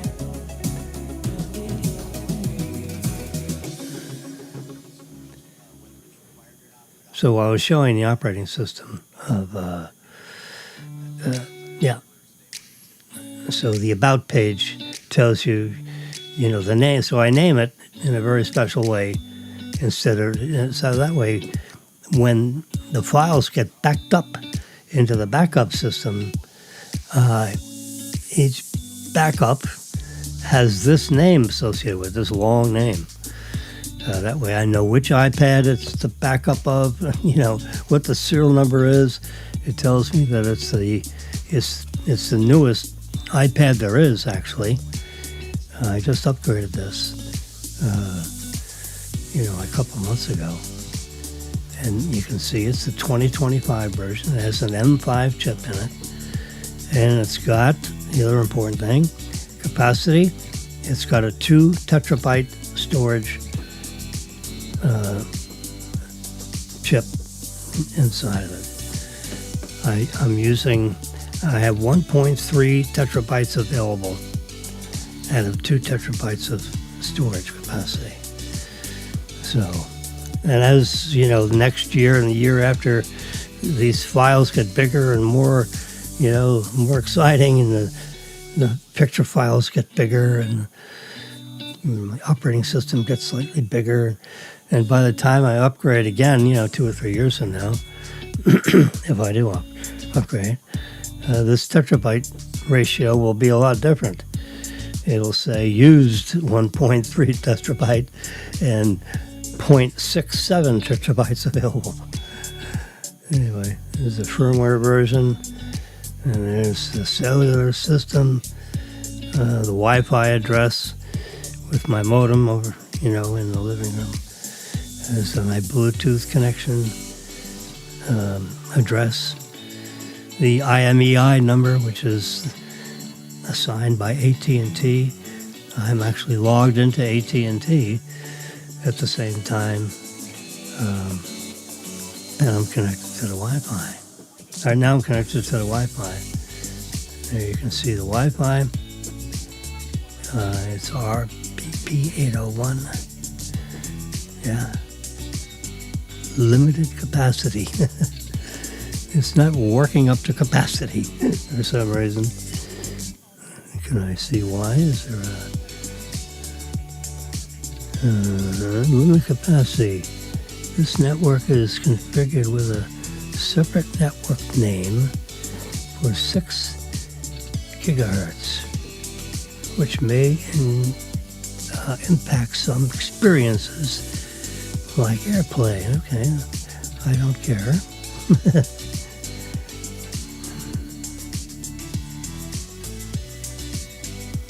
I don't care about AirPlay, do I? I actually do care about AirPlay.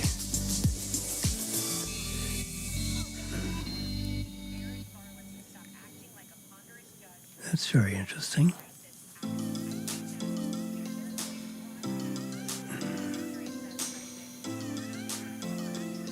Let's see if I can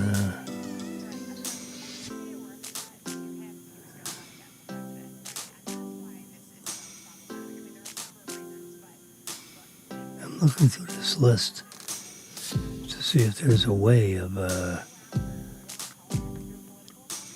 not necessarily using what they call the 6 gigahertz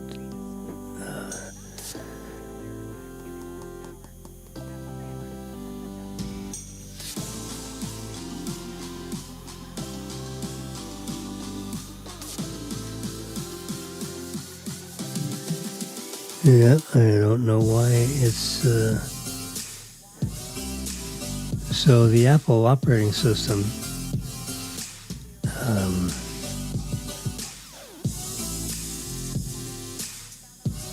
doesn't work as well under the 6 gigahertz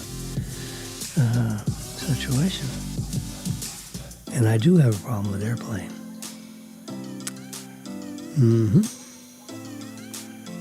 That's it. I guess I should send that into, I'm going to do a print screen of this. And send it to him. Send it to Apple. And say, what's with this? I'm going to leave a little of that blue background there. Yes, that way I know it came from this iPad. Save the photos, yeah. When you're an Apple beta user, I'm going to send this in as a thing to address and to see if someone will get on it. Because this operating system is operating under limited capability. And it makes me, and I agree, I cannot use AirPlay. AirPlay is not recognizable to my big screen TV out there. So if I'm watching something on my iPad, I can't put it on my big screen. And Daniel can, and I can't, because he's not on this beta software. He's on the standard Apple software. And AirPlay is fully functional on his iPhone. He can get right into my TV on his iPhone. I can't. My TV doesn't recognize my iPhone with the operating system I'm using. That's what the reason is. It's the operating system. I wonder if I should, I'll check it out again now and see if I can connect to my TV when TV's not on right now. So when I get off the air here, I'll try it out. Anyway, so there you go. So I have the MacBook because it operates this operating system. Because I'm actually paying a monthly subscription fee to Ecamm Live up in the top here, which you can't see. Check for updates. No update. I'm using it's up to update 4.4.14. Newest version. I'm currently using yeah, or else it would give me an opportunity to download a new version. So, Ecamm Live doesn't write their system, their software system for the iPad, because I'm totally Mac. And matter of fact, they only write it for Mac, but only the Mac computer. And I've sent them suggestions to email. I've emailed them suggestions to write their software for the iPad, for the iPad Pro. I haven't heard whether they're doing it or not, but they should, because it'd be the perfect solution to use their software for people that like to use remote locations. And if it works for the iPad, then it would work for the iPhone, and you could use their system of using remote or live podcasts out in the field. It's very difficult to lug around the iPad because you have all this other peripherals stuff. I'm not too sure whether the battery life would be sufficient. I mean, I've tried to do remote location with the Mac, and if you want to use a soundboard and you want to use a separate microphone with a boom and this and that, you have to deal with the MacBook Air or the MacBook Pro because their system will not operate with the iPad, which is a lot more compact.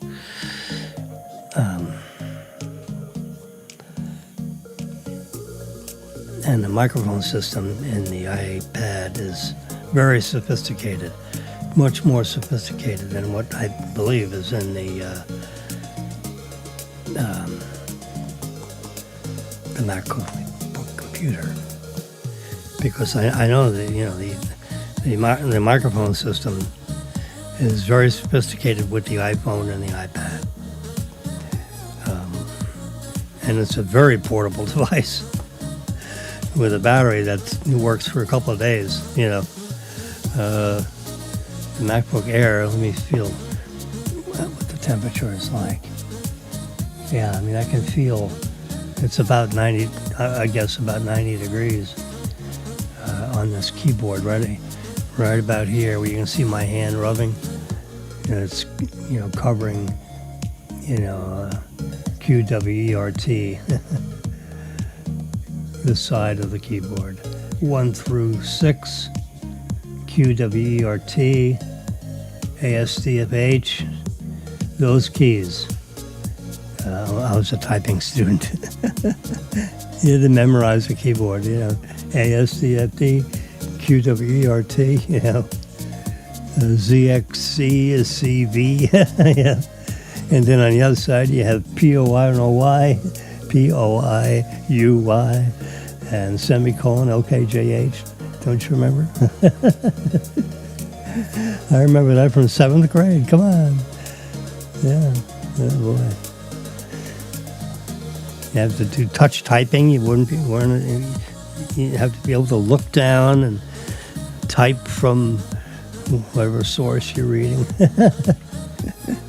QWERT, put your fingers right on the keyboard, QWERT, and then you have a semicolon, LKJH, POIUY. Yeah, your fingers. If you're wondering how come I could recite that keyboard so quickly, I'm remembering 7th grade typing class. You go in that classroom and there's all typewriters all over every desk, and you'd hear that when you walk by the classroom and people are, there's just a teacher teaching a class and everyone's typing at the same time. I mean, you talk about the old mechanical, with the hitting you'd press the A key and this thing would pop up, and you have all these different. Back in the mechanical days of the mechanical typewriter, where an arm with an A on it would smack an ink tape, and it would make an impression on a piece of paper that you could read. Whew. Unbelievable. How things were 60 years ago. Not that long ago.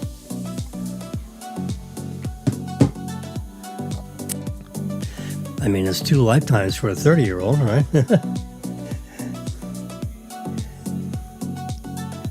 But, I mean, just think of all the advancements since, I was in college 60 years ago. I was a college student, a college sophomore. Halfway I was in college 6 years, so I was 1/3 of the way through my college experience. I became very academic. Oh my God. I was not very academic in high school. I was into cars and my girlfriend.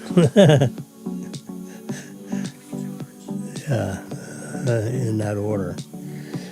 And then it became girlfriend and cars later in life. Much more interested in the girlfriend than the cars.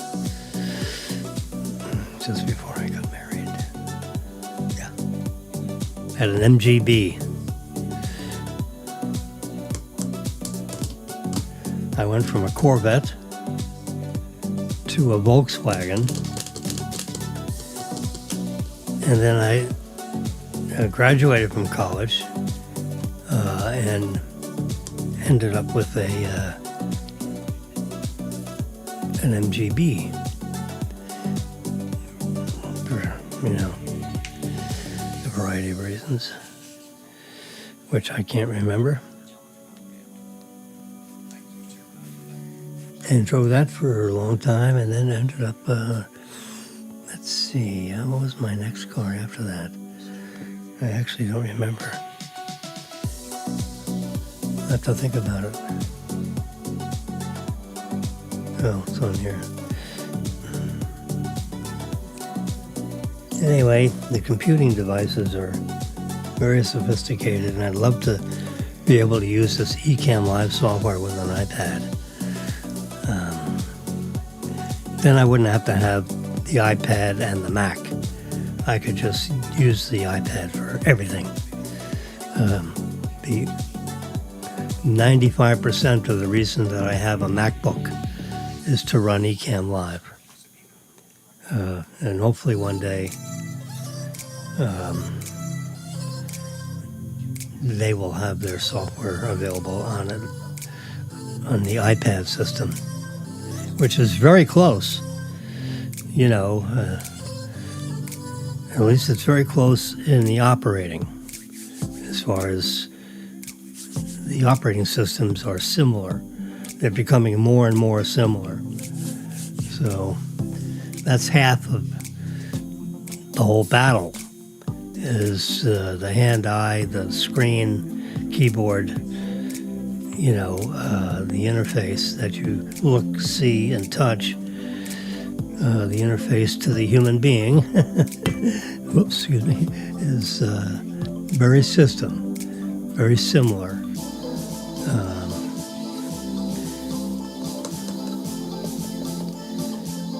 It's consistent between the two operating systems. So, and when you write software, you have the interface with the human being, if you will, the hand-eye, the visual, and the fact that I can touch the screen. With the Mac you can't, but next year, I understand, they will have a touchscreen Mac. So their operating system is even getting closer to what the iPad is already.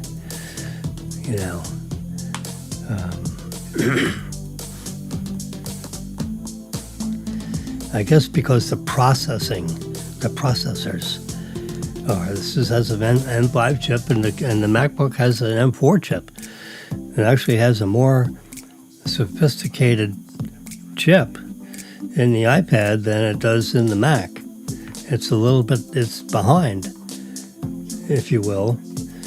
So the Mac is being forced to get up to speed and make a touchscreen available. Why the hell wouldn't? The only reason why they did that is so they would, they kept it this way. They intentionally kept the two operating systems separate, which is ridiculous, because there are,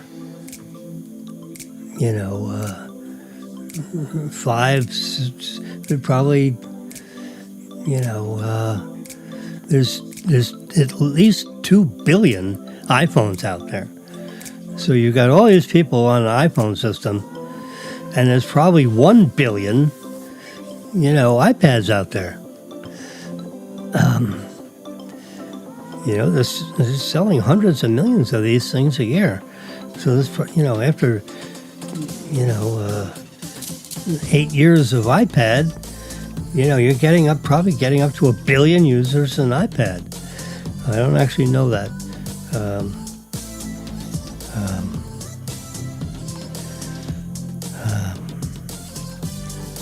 Siri, how many iPads are presently in operation today?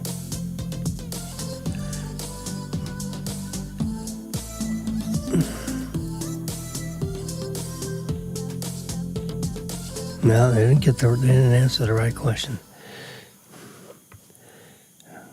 Siri, how many iPads are in operation all over the world today? All the iPad operating systems. Here's what I found.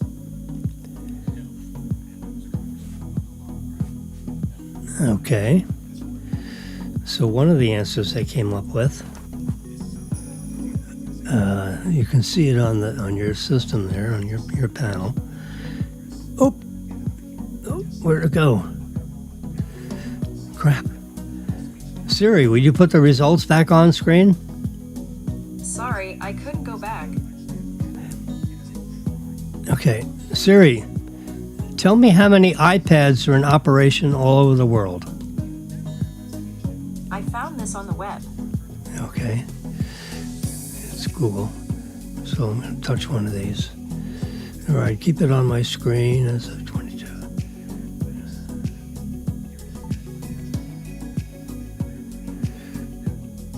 All right, let's. So I've touched the Google search. So this is an iPad as of, you can see this. Yeah, you can see everything I can see. You can see everything I can see, but I can see better. Yeah. There we go. You have to make it a little bit, because, on the MacBook, I'm splitting the screen in half. And half is me with my hands. You can see the time, right? It's the time of the day, and you see the second-hand counting. Yeah. This is a delayed broadcast on what's on one of the networks, which is, not really visible. It's more for my looking than you looking. This is, I've been on the air 2 hours and 30 minutes, and 20 seconds, 21 seconds. So this is an elapsed timer, and this is the time of day.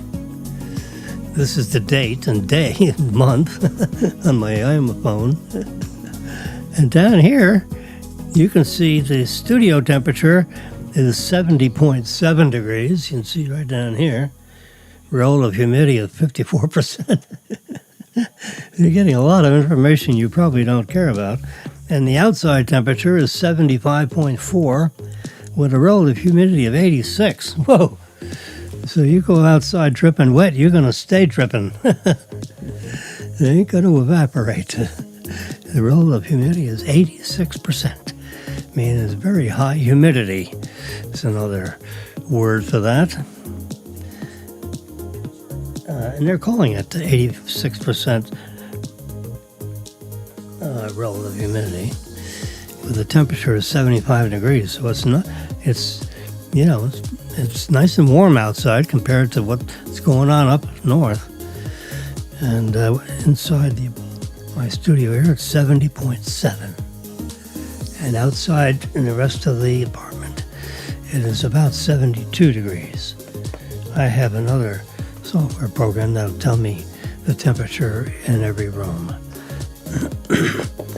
There are sensors that I have in the bedroom, the living room, and instead of having, a sensor for the bathroom and a sensor for the guest room, I have placed these two sensors that operate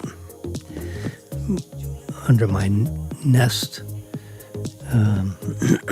software system, which works with my iPad here. I can actually, let's stay on point here. So I have a sensor in the freezer, and I have a sensor in the refrigerator. And if the gods of the, what do we want to call this? Nest Home, I can get it there. So we're dialing up my system in my apartment here, and we can see living room temperature is set for 72, which gives me a temperature in the studio of 70.9, because that vent is the first vent off of the circulatory system, and the vent is wide open. So I'm getting a little more, because the air comes out of the chiller at about 55, 56 degrees. So when the compressor is on, the air actually flows out of the whole evaporator system. When the air flows through those coils and comes, into the air ducts. If you measure the temperature of the air coming out of the air ducts, which I have a handheld thing, I can just point at the air duct, and it comes out at about 58 degrees. Do I have that thermometer here somewhere? I know I have it here somewhere. If I can get my hands on it.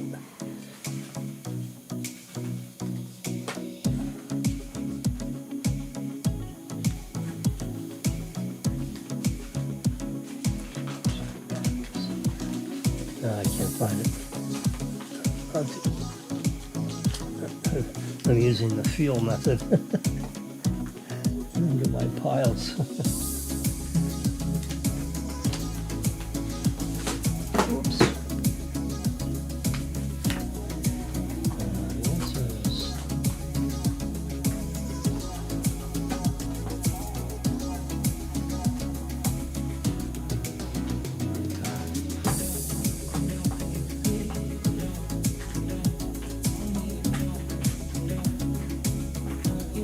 no. Whoops.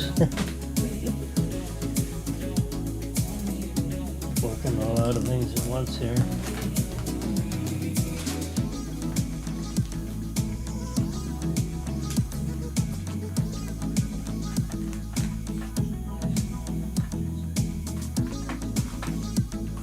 Yeah, maybe I moved it back into the kitchen. All right. I can't get my hands on it.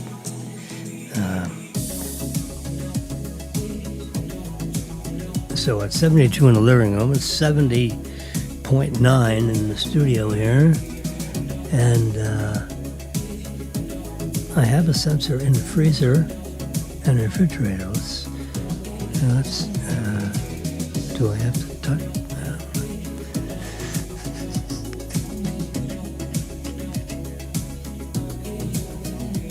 Go home.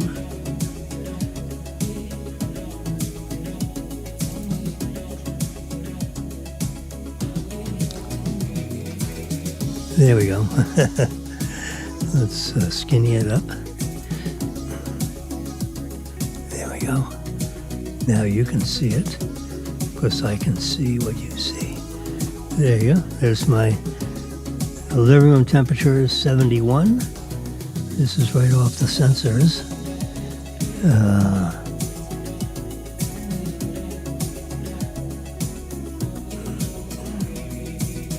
The guest room is 70 degrees. The master bedroom is 71. Relative humidity in the living room is 58%. I should be able to... Oops. Darn it. How did I get that? There we go.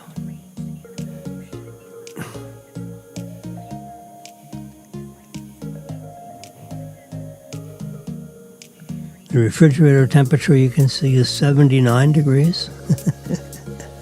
And the freezer temperature is -7. Yeah.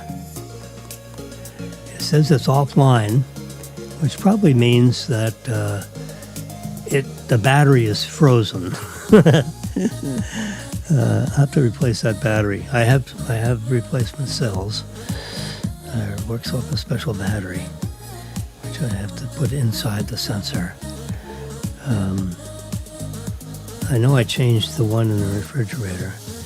I'll have to change the one in the freezer.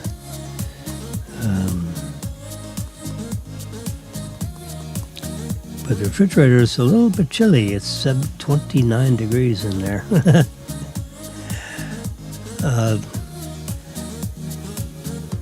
They replaced the refrigerator because there was something wrong with the computer board, which was not repairable. So they just swapped out, got the same exact refrigerator, but one that's worked, a new one. Never used by anybody before. You could tell because I had all the tapes and had to remove all the tapes to get the components unjiggled.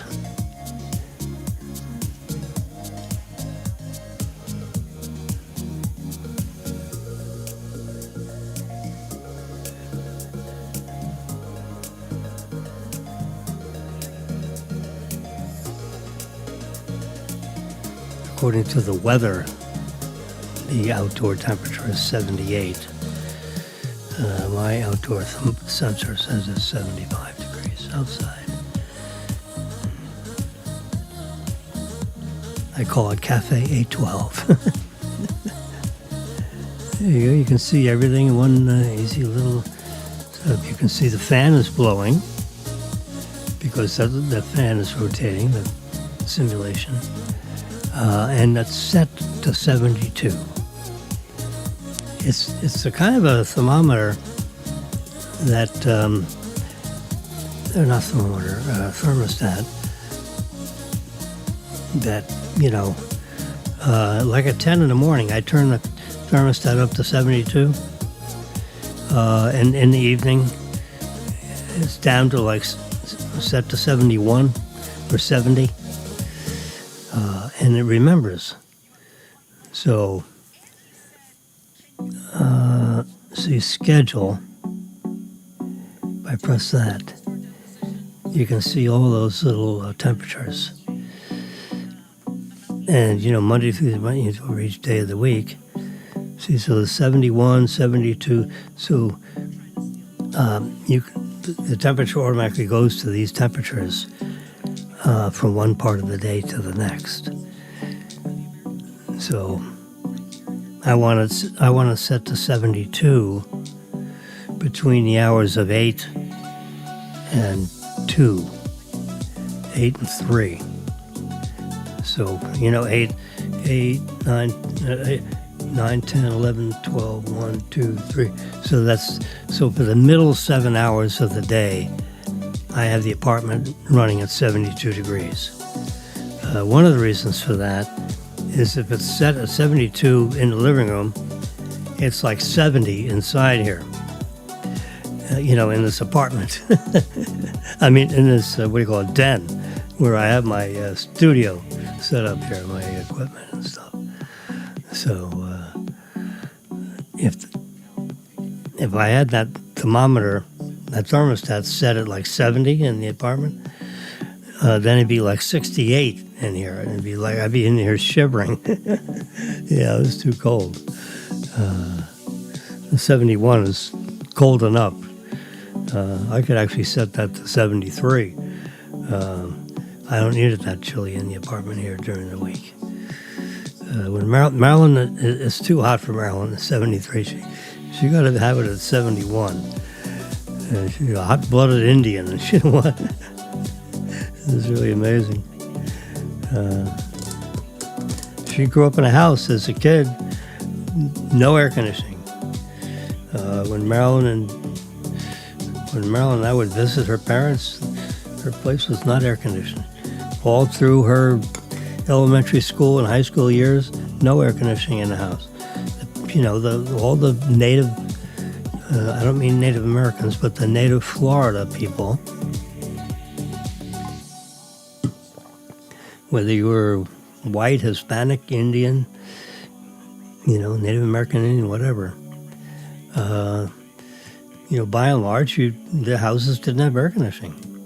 Now, the office buildings and hotels did, but all the houses, residents didn't. And then they, as our society got more sophisticated, I guess is the way to put it, people put, air conditioning in their homes, one by one, and then when they found out how comfortable and how worthwhile it was, and they were willing to pay, an extra $100, a month in their air conditioning, in their electric bill. I don't know what the percentage is of the use of energy in the apartment here. I'll bet a third of the electric bill is just running the air conditioning. Or half. It could be half.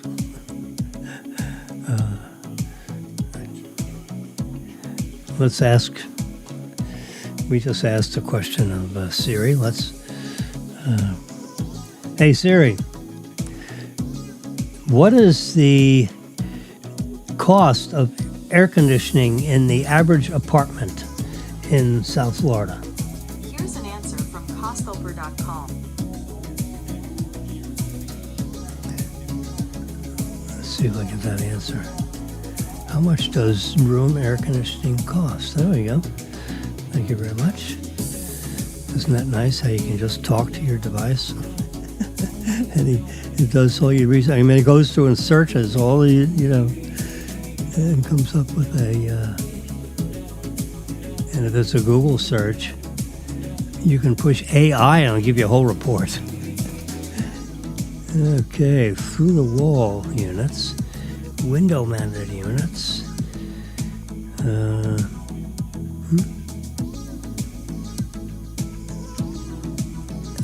Ooh, that's really expensive. Is that per what period of time?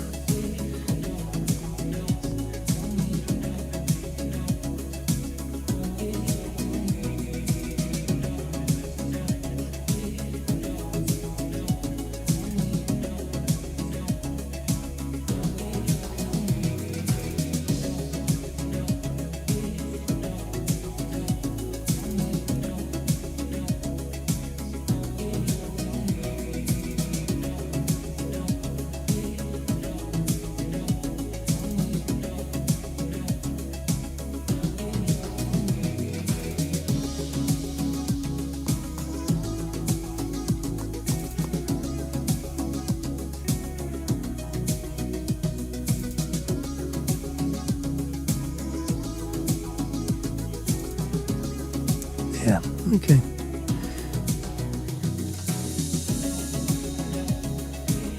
There's my schedule.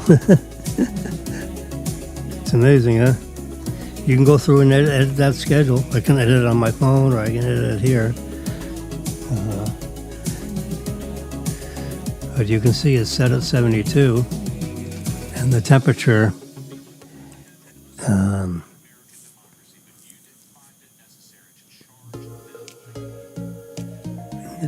in the living room is approaching 72, as you can see in the fine print over on the right side of this window that I'm shaking.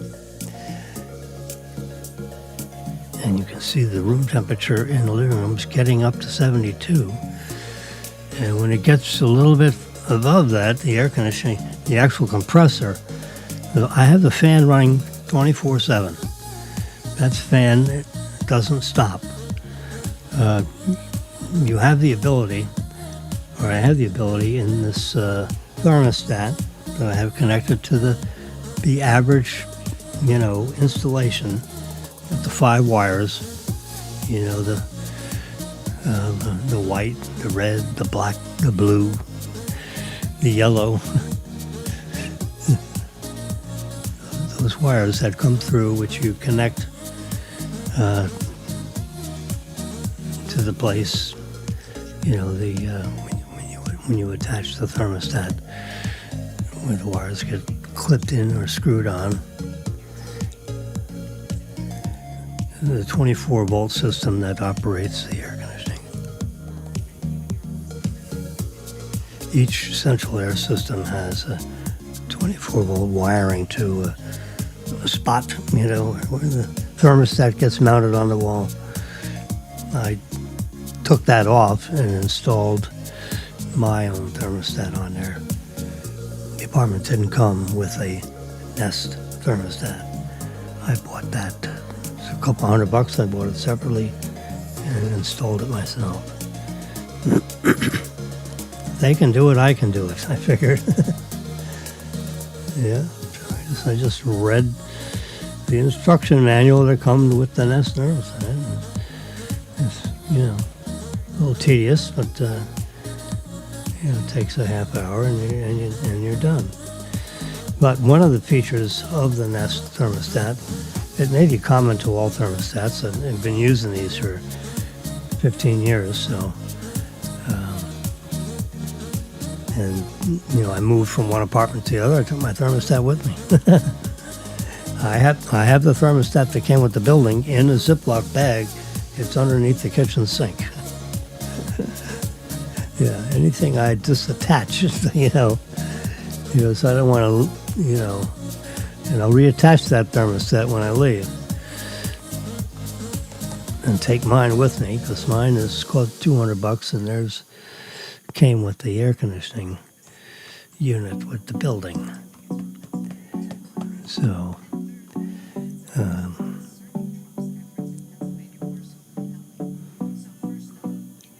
but the nice thing about the Nest thermostat is that and now it's owned. Google bought them, so now Nest/Google, and even with Nest by themselves, you can buy separate temperature sensors that connect Bluetooth into. Oh, wait a minute.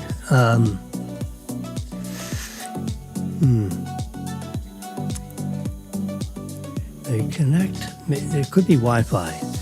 They connect through your Wi-Fi system.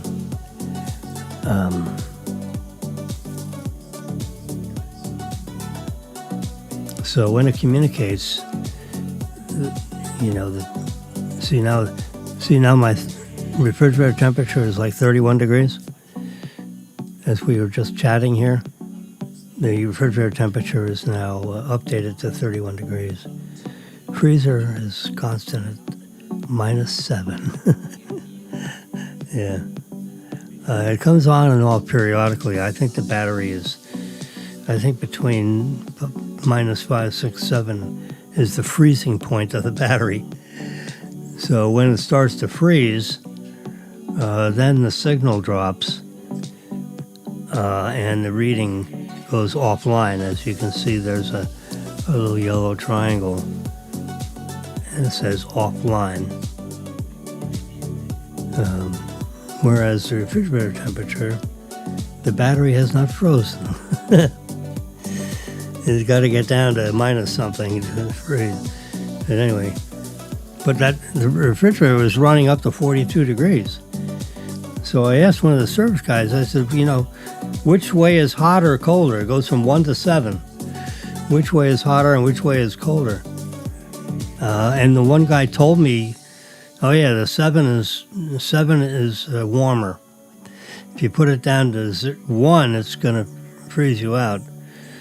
And he told me, whatever he told me, it was opposite to what was actually true. So, whatever the setting was, I went completely the opposite way. This is a manual setting, in the actual refrigerator itself. And so I finally figured out which way is colder. Because I set it fully the other way. So instead of 42 degrees, my refrigerator is now running at 31 degrees, which is, I want it like at 33 degrees. So once I get a stable reading out of the refrigerator, which I'm just noticing what it is,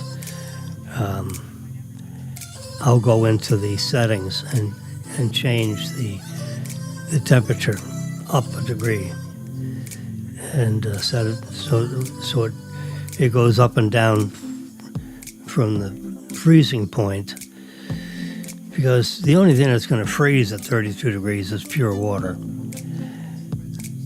The other foodstuffs, like vegetables, The top of the refrigerator is where the cold air blows first, and then it filters down through everything, and then the resultant temperature is in the bottom is going to be slightly warmer because you open and close, and you're always introducing 70-degree air into a box, into an upright refrigerator that's at 31 degrees, let's say. So every time you open a refrigerator, there's a whole bunch of cold air that flows out of the box. This cold air is heavier, and it gets replaced by the temperature of the air that's in the kitchen, which is presently around 70, somewhere between 72 and 71 degrees. I don't know exactly what, because I don't have a sensor in the kitchen. I could. I'd rather have a sensor in the, I know it'll handle 4. I don't know if it'll handle 5. And I don't want to spend the $30 for the extra sensor, to put it in the kitchen, because who cares what it is. It's somewhere between 71 and 72 degrees. If you're in there cooking a bunch, it's obviously going to go higher.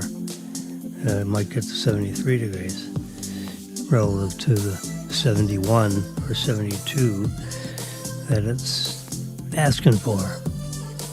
But right now, my living room is 72, the thermostat's at 72. The master bedroom shows the 70 degrees. I'm sorry.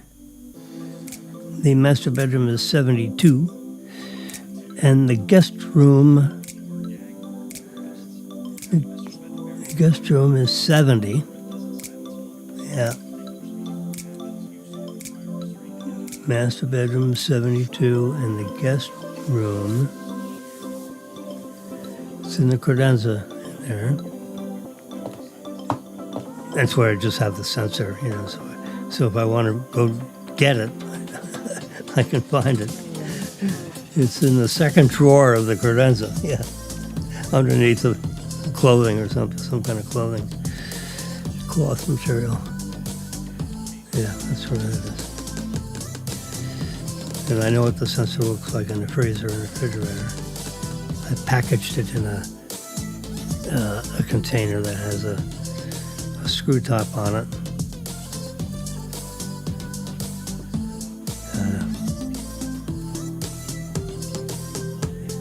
So that when you open and close the refrigerator, that sensor won't warm up as quickly as eventually it'll stabilize. But I don't want to see how warm the refrigerator gets with the opening and closing of the door. I want to know what the average temperature is. So that sensor is in a container, buried in the middle of the refrigerator. So that'll be the average temperature of the refrigerator. And right now it's running it's up to 32 degrees. It was, 29 degrees a little while ago. No one's been opening and closing the refrigerator. It's just because, it's not 100% of the walls of the refrigerator. The heat, if you will. Because 71, the ambient temperature in the kitchen is probably around 72 degrees. And that's warmer than the insides of the refrigerator by 40 degrees, roughly. So that will tend to warm up the insides of the refrigerator. That's why that compressor will come on after a while and start chilling it again. Because the refrigerator's at 32. When it gets to 33 degrees, that refrigerator starts running. The thermostat in the apartment is set at 72. I can turn it down from here. Watch this. I'll just touch that arrow, and that'll send a signal. I should be able to do that. There we go. See, I just set it at 71. I just put it to 70. Now you can see that turn blue. in a second. There you go. Now it's blue. Why? Because the compressor just came on. And now the system is, and it says there it's going to take 2 hours to get the entire apartment down 2 degrees. So I'm going to set it back to 72. Since the thermostat is at 72, yep, now the compressor just clicked off. When the temperature of the apartment gets up to like 72.5 or 73, that will turn blue again because the compressor will be on. But remember, the fan is always running. The question is, when does the compressor come on? The compressor is in the utility room here. So the entire evaporator part of the air conditioner, including,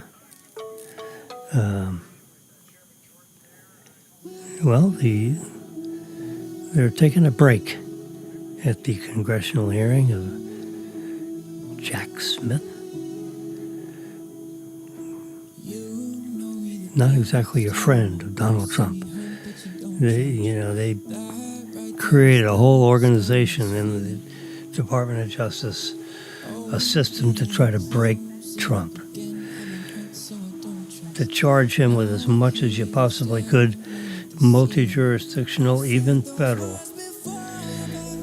We had states suing him for stuff that was bogus, the federal government suing him for things that were bogus. They were attacking him through the legal system of the entire country to try to interfere with his running for president. That's just what was happening. That's not a political statement. That's just a factoid. And now you're hearing it in the congressional hearings, and that's what they were doing. It's not constitutional. It's not legal. And that's why the legal system is chasing these people down, because they were operating outside the law. You're not allowed to weaponize the Department of Justice for your political enemies. I think that is the nonpartisan way of expressing what was actually happening a year and a half, 2 years ago, year and a half ago. All right, I'm going to, since I have exceeded my rights to interfere with the internet here, I've been talking for over 3 hours. You can see out here it's 3 hours, 1 minute, and 2 seconds. It's time to say, and it's 1 p.m., so it's time for you to stop drinking your coffee with me. I've just about finished my cup of coffee,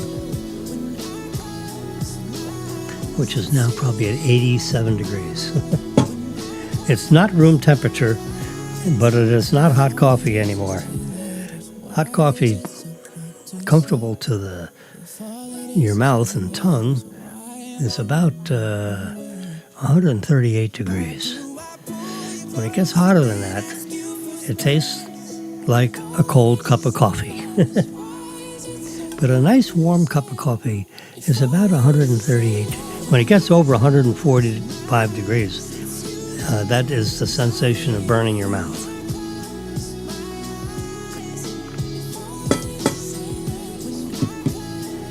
Anyway, so we've got my air conditioner. I talk about all kinds of things.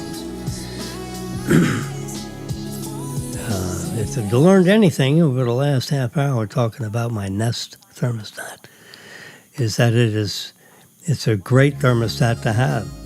Even if you're living in a rental, I'm in a rental multi-family apartment here. It's about a 1,550 square foot apartment. That's what the plans say, 1,550. It's got 100 square foot or so, maybe a little more. It's got a 22-foot by 8 It's got let's say a 200 square foot patio, outdoor balcony, I should say.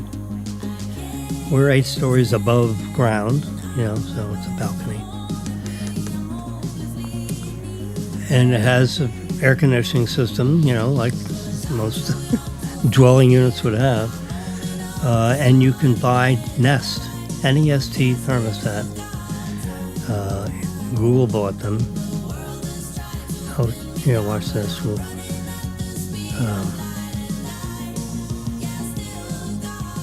I should go, but let's just type in Nest.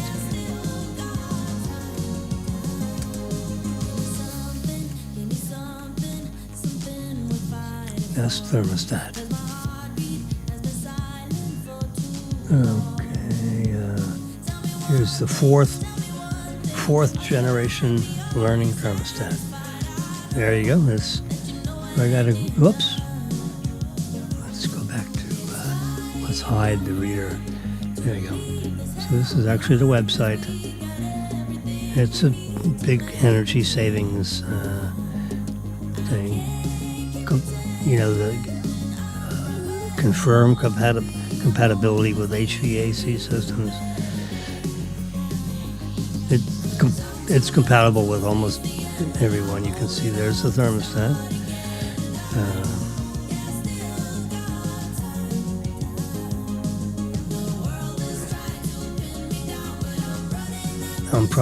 I'm a generation behind. I'm on the 3rd generation. This came out, like this year or maybe late last year. I've had this thermostat. I've been carrying it around for, at least 10 years. It's been on this wall here, 5 years, and I was in another apartment for 7 years. I've been in this building for, what do you call it? It's 2026 for 13 years. In 2013 is when we moved in here, and now it's 2026. So we've been here 13 years.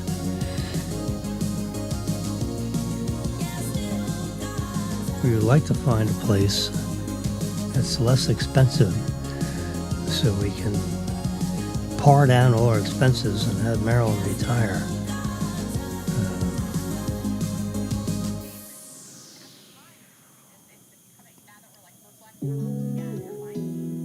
There's a 2nd generation. I've got at least a 3rd generation. What is this one? Let's click on this one, I think. It says 4th generation. Let's buy it. Let's see what this 4th generation software. It looks similar to this. Oh, yeah, this one has, it's like a mushroom. I don't have this mushroom appearing edge. That's curious. Polished gold, polished silver, obsidian. All right, $280. Yeah. Well, when I got the thermostat, it was like $220, if I had to guess. Yeah. See, Google store, because Google bought Nest. Yep. And also through the Nest system, you can have remote cameras that operate through your home Wi-Fi system.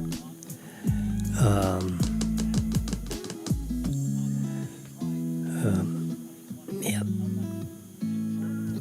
I have a camera in the kitchen, I have a camera in the living room, and a camera in the dining room.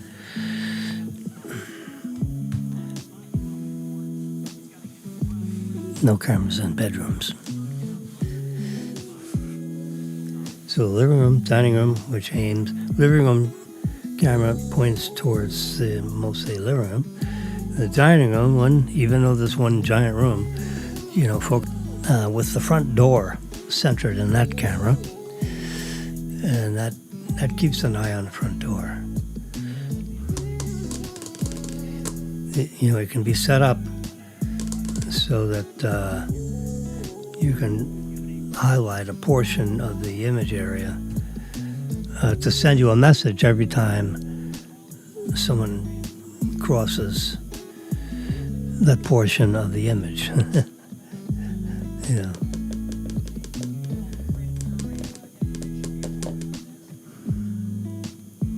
Anyway, that's the end of the story. Because we got time to figure out how we're going to have lunch. I should have ordered something from Publix by now, but I didn't. And so I'm supposed to make this full screen. There we go. And then I do this. And you can hear that? It's now not in the... It's in one of the other... it's Epidemic Sound, but it's not the... It's the next soundtrack I have in the system, which is pretty cool, actually. I'm going to turn it up and run it for about a minute, and I'm going to go by. So goodbye for today. I'll see you tomorrow morning, about 10 a.m. Internet providing.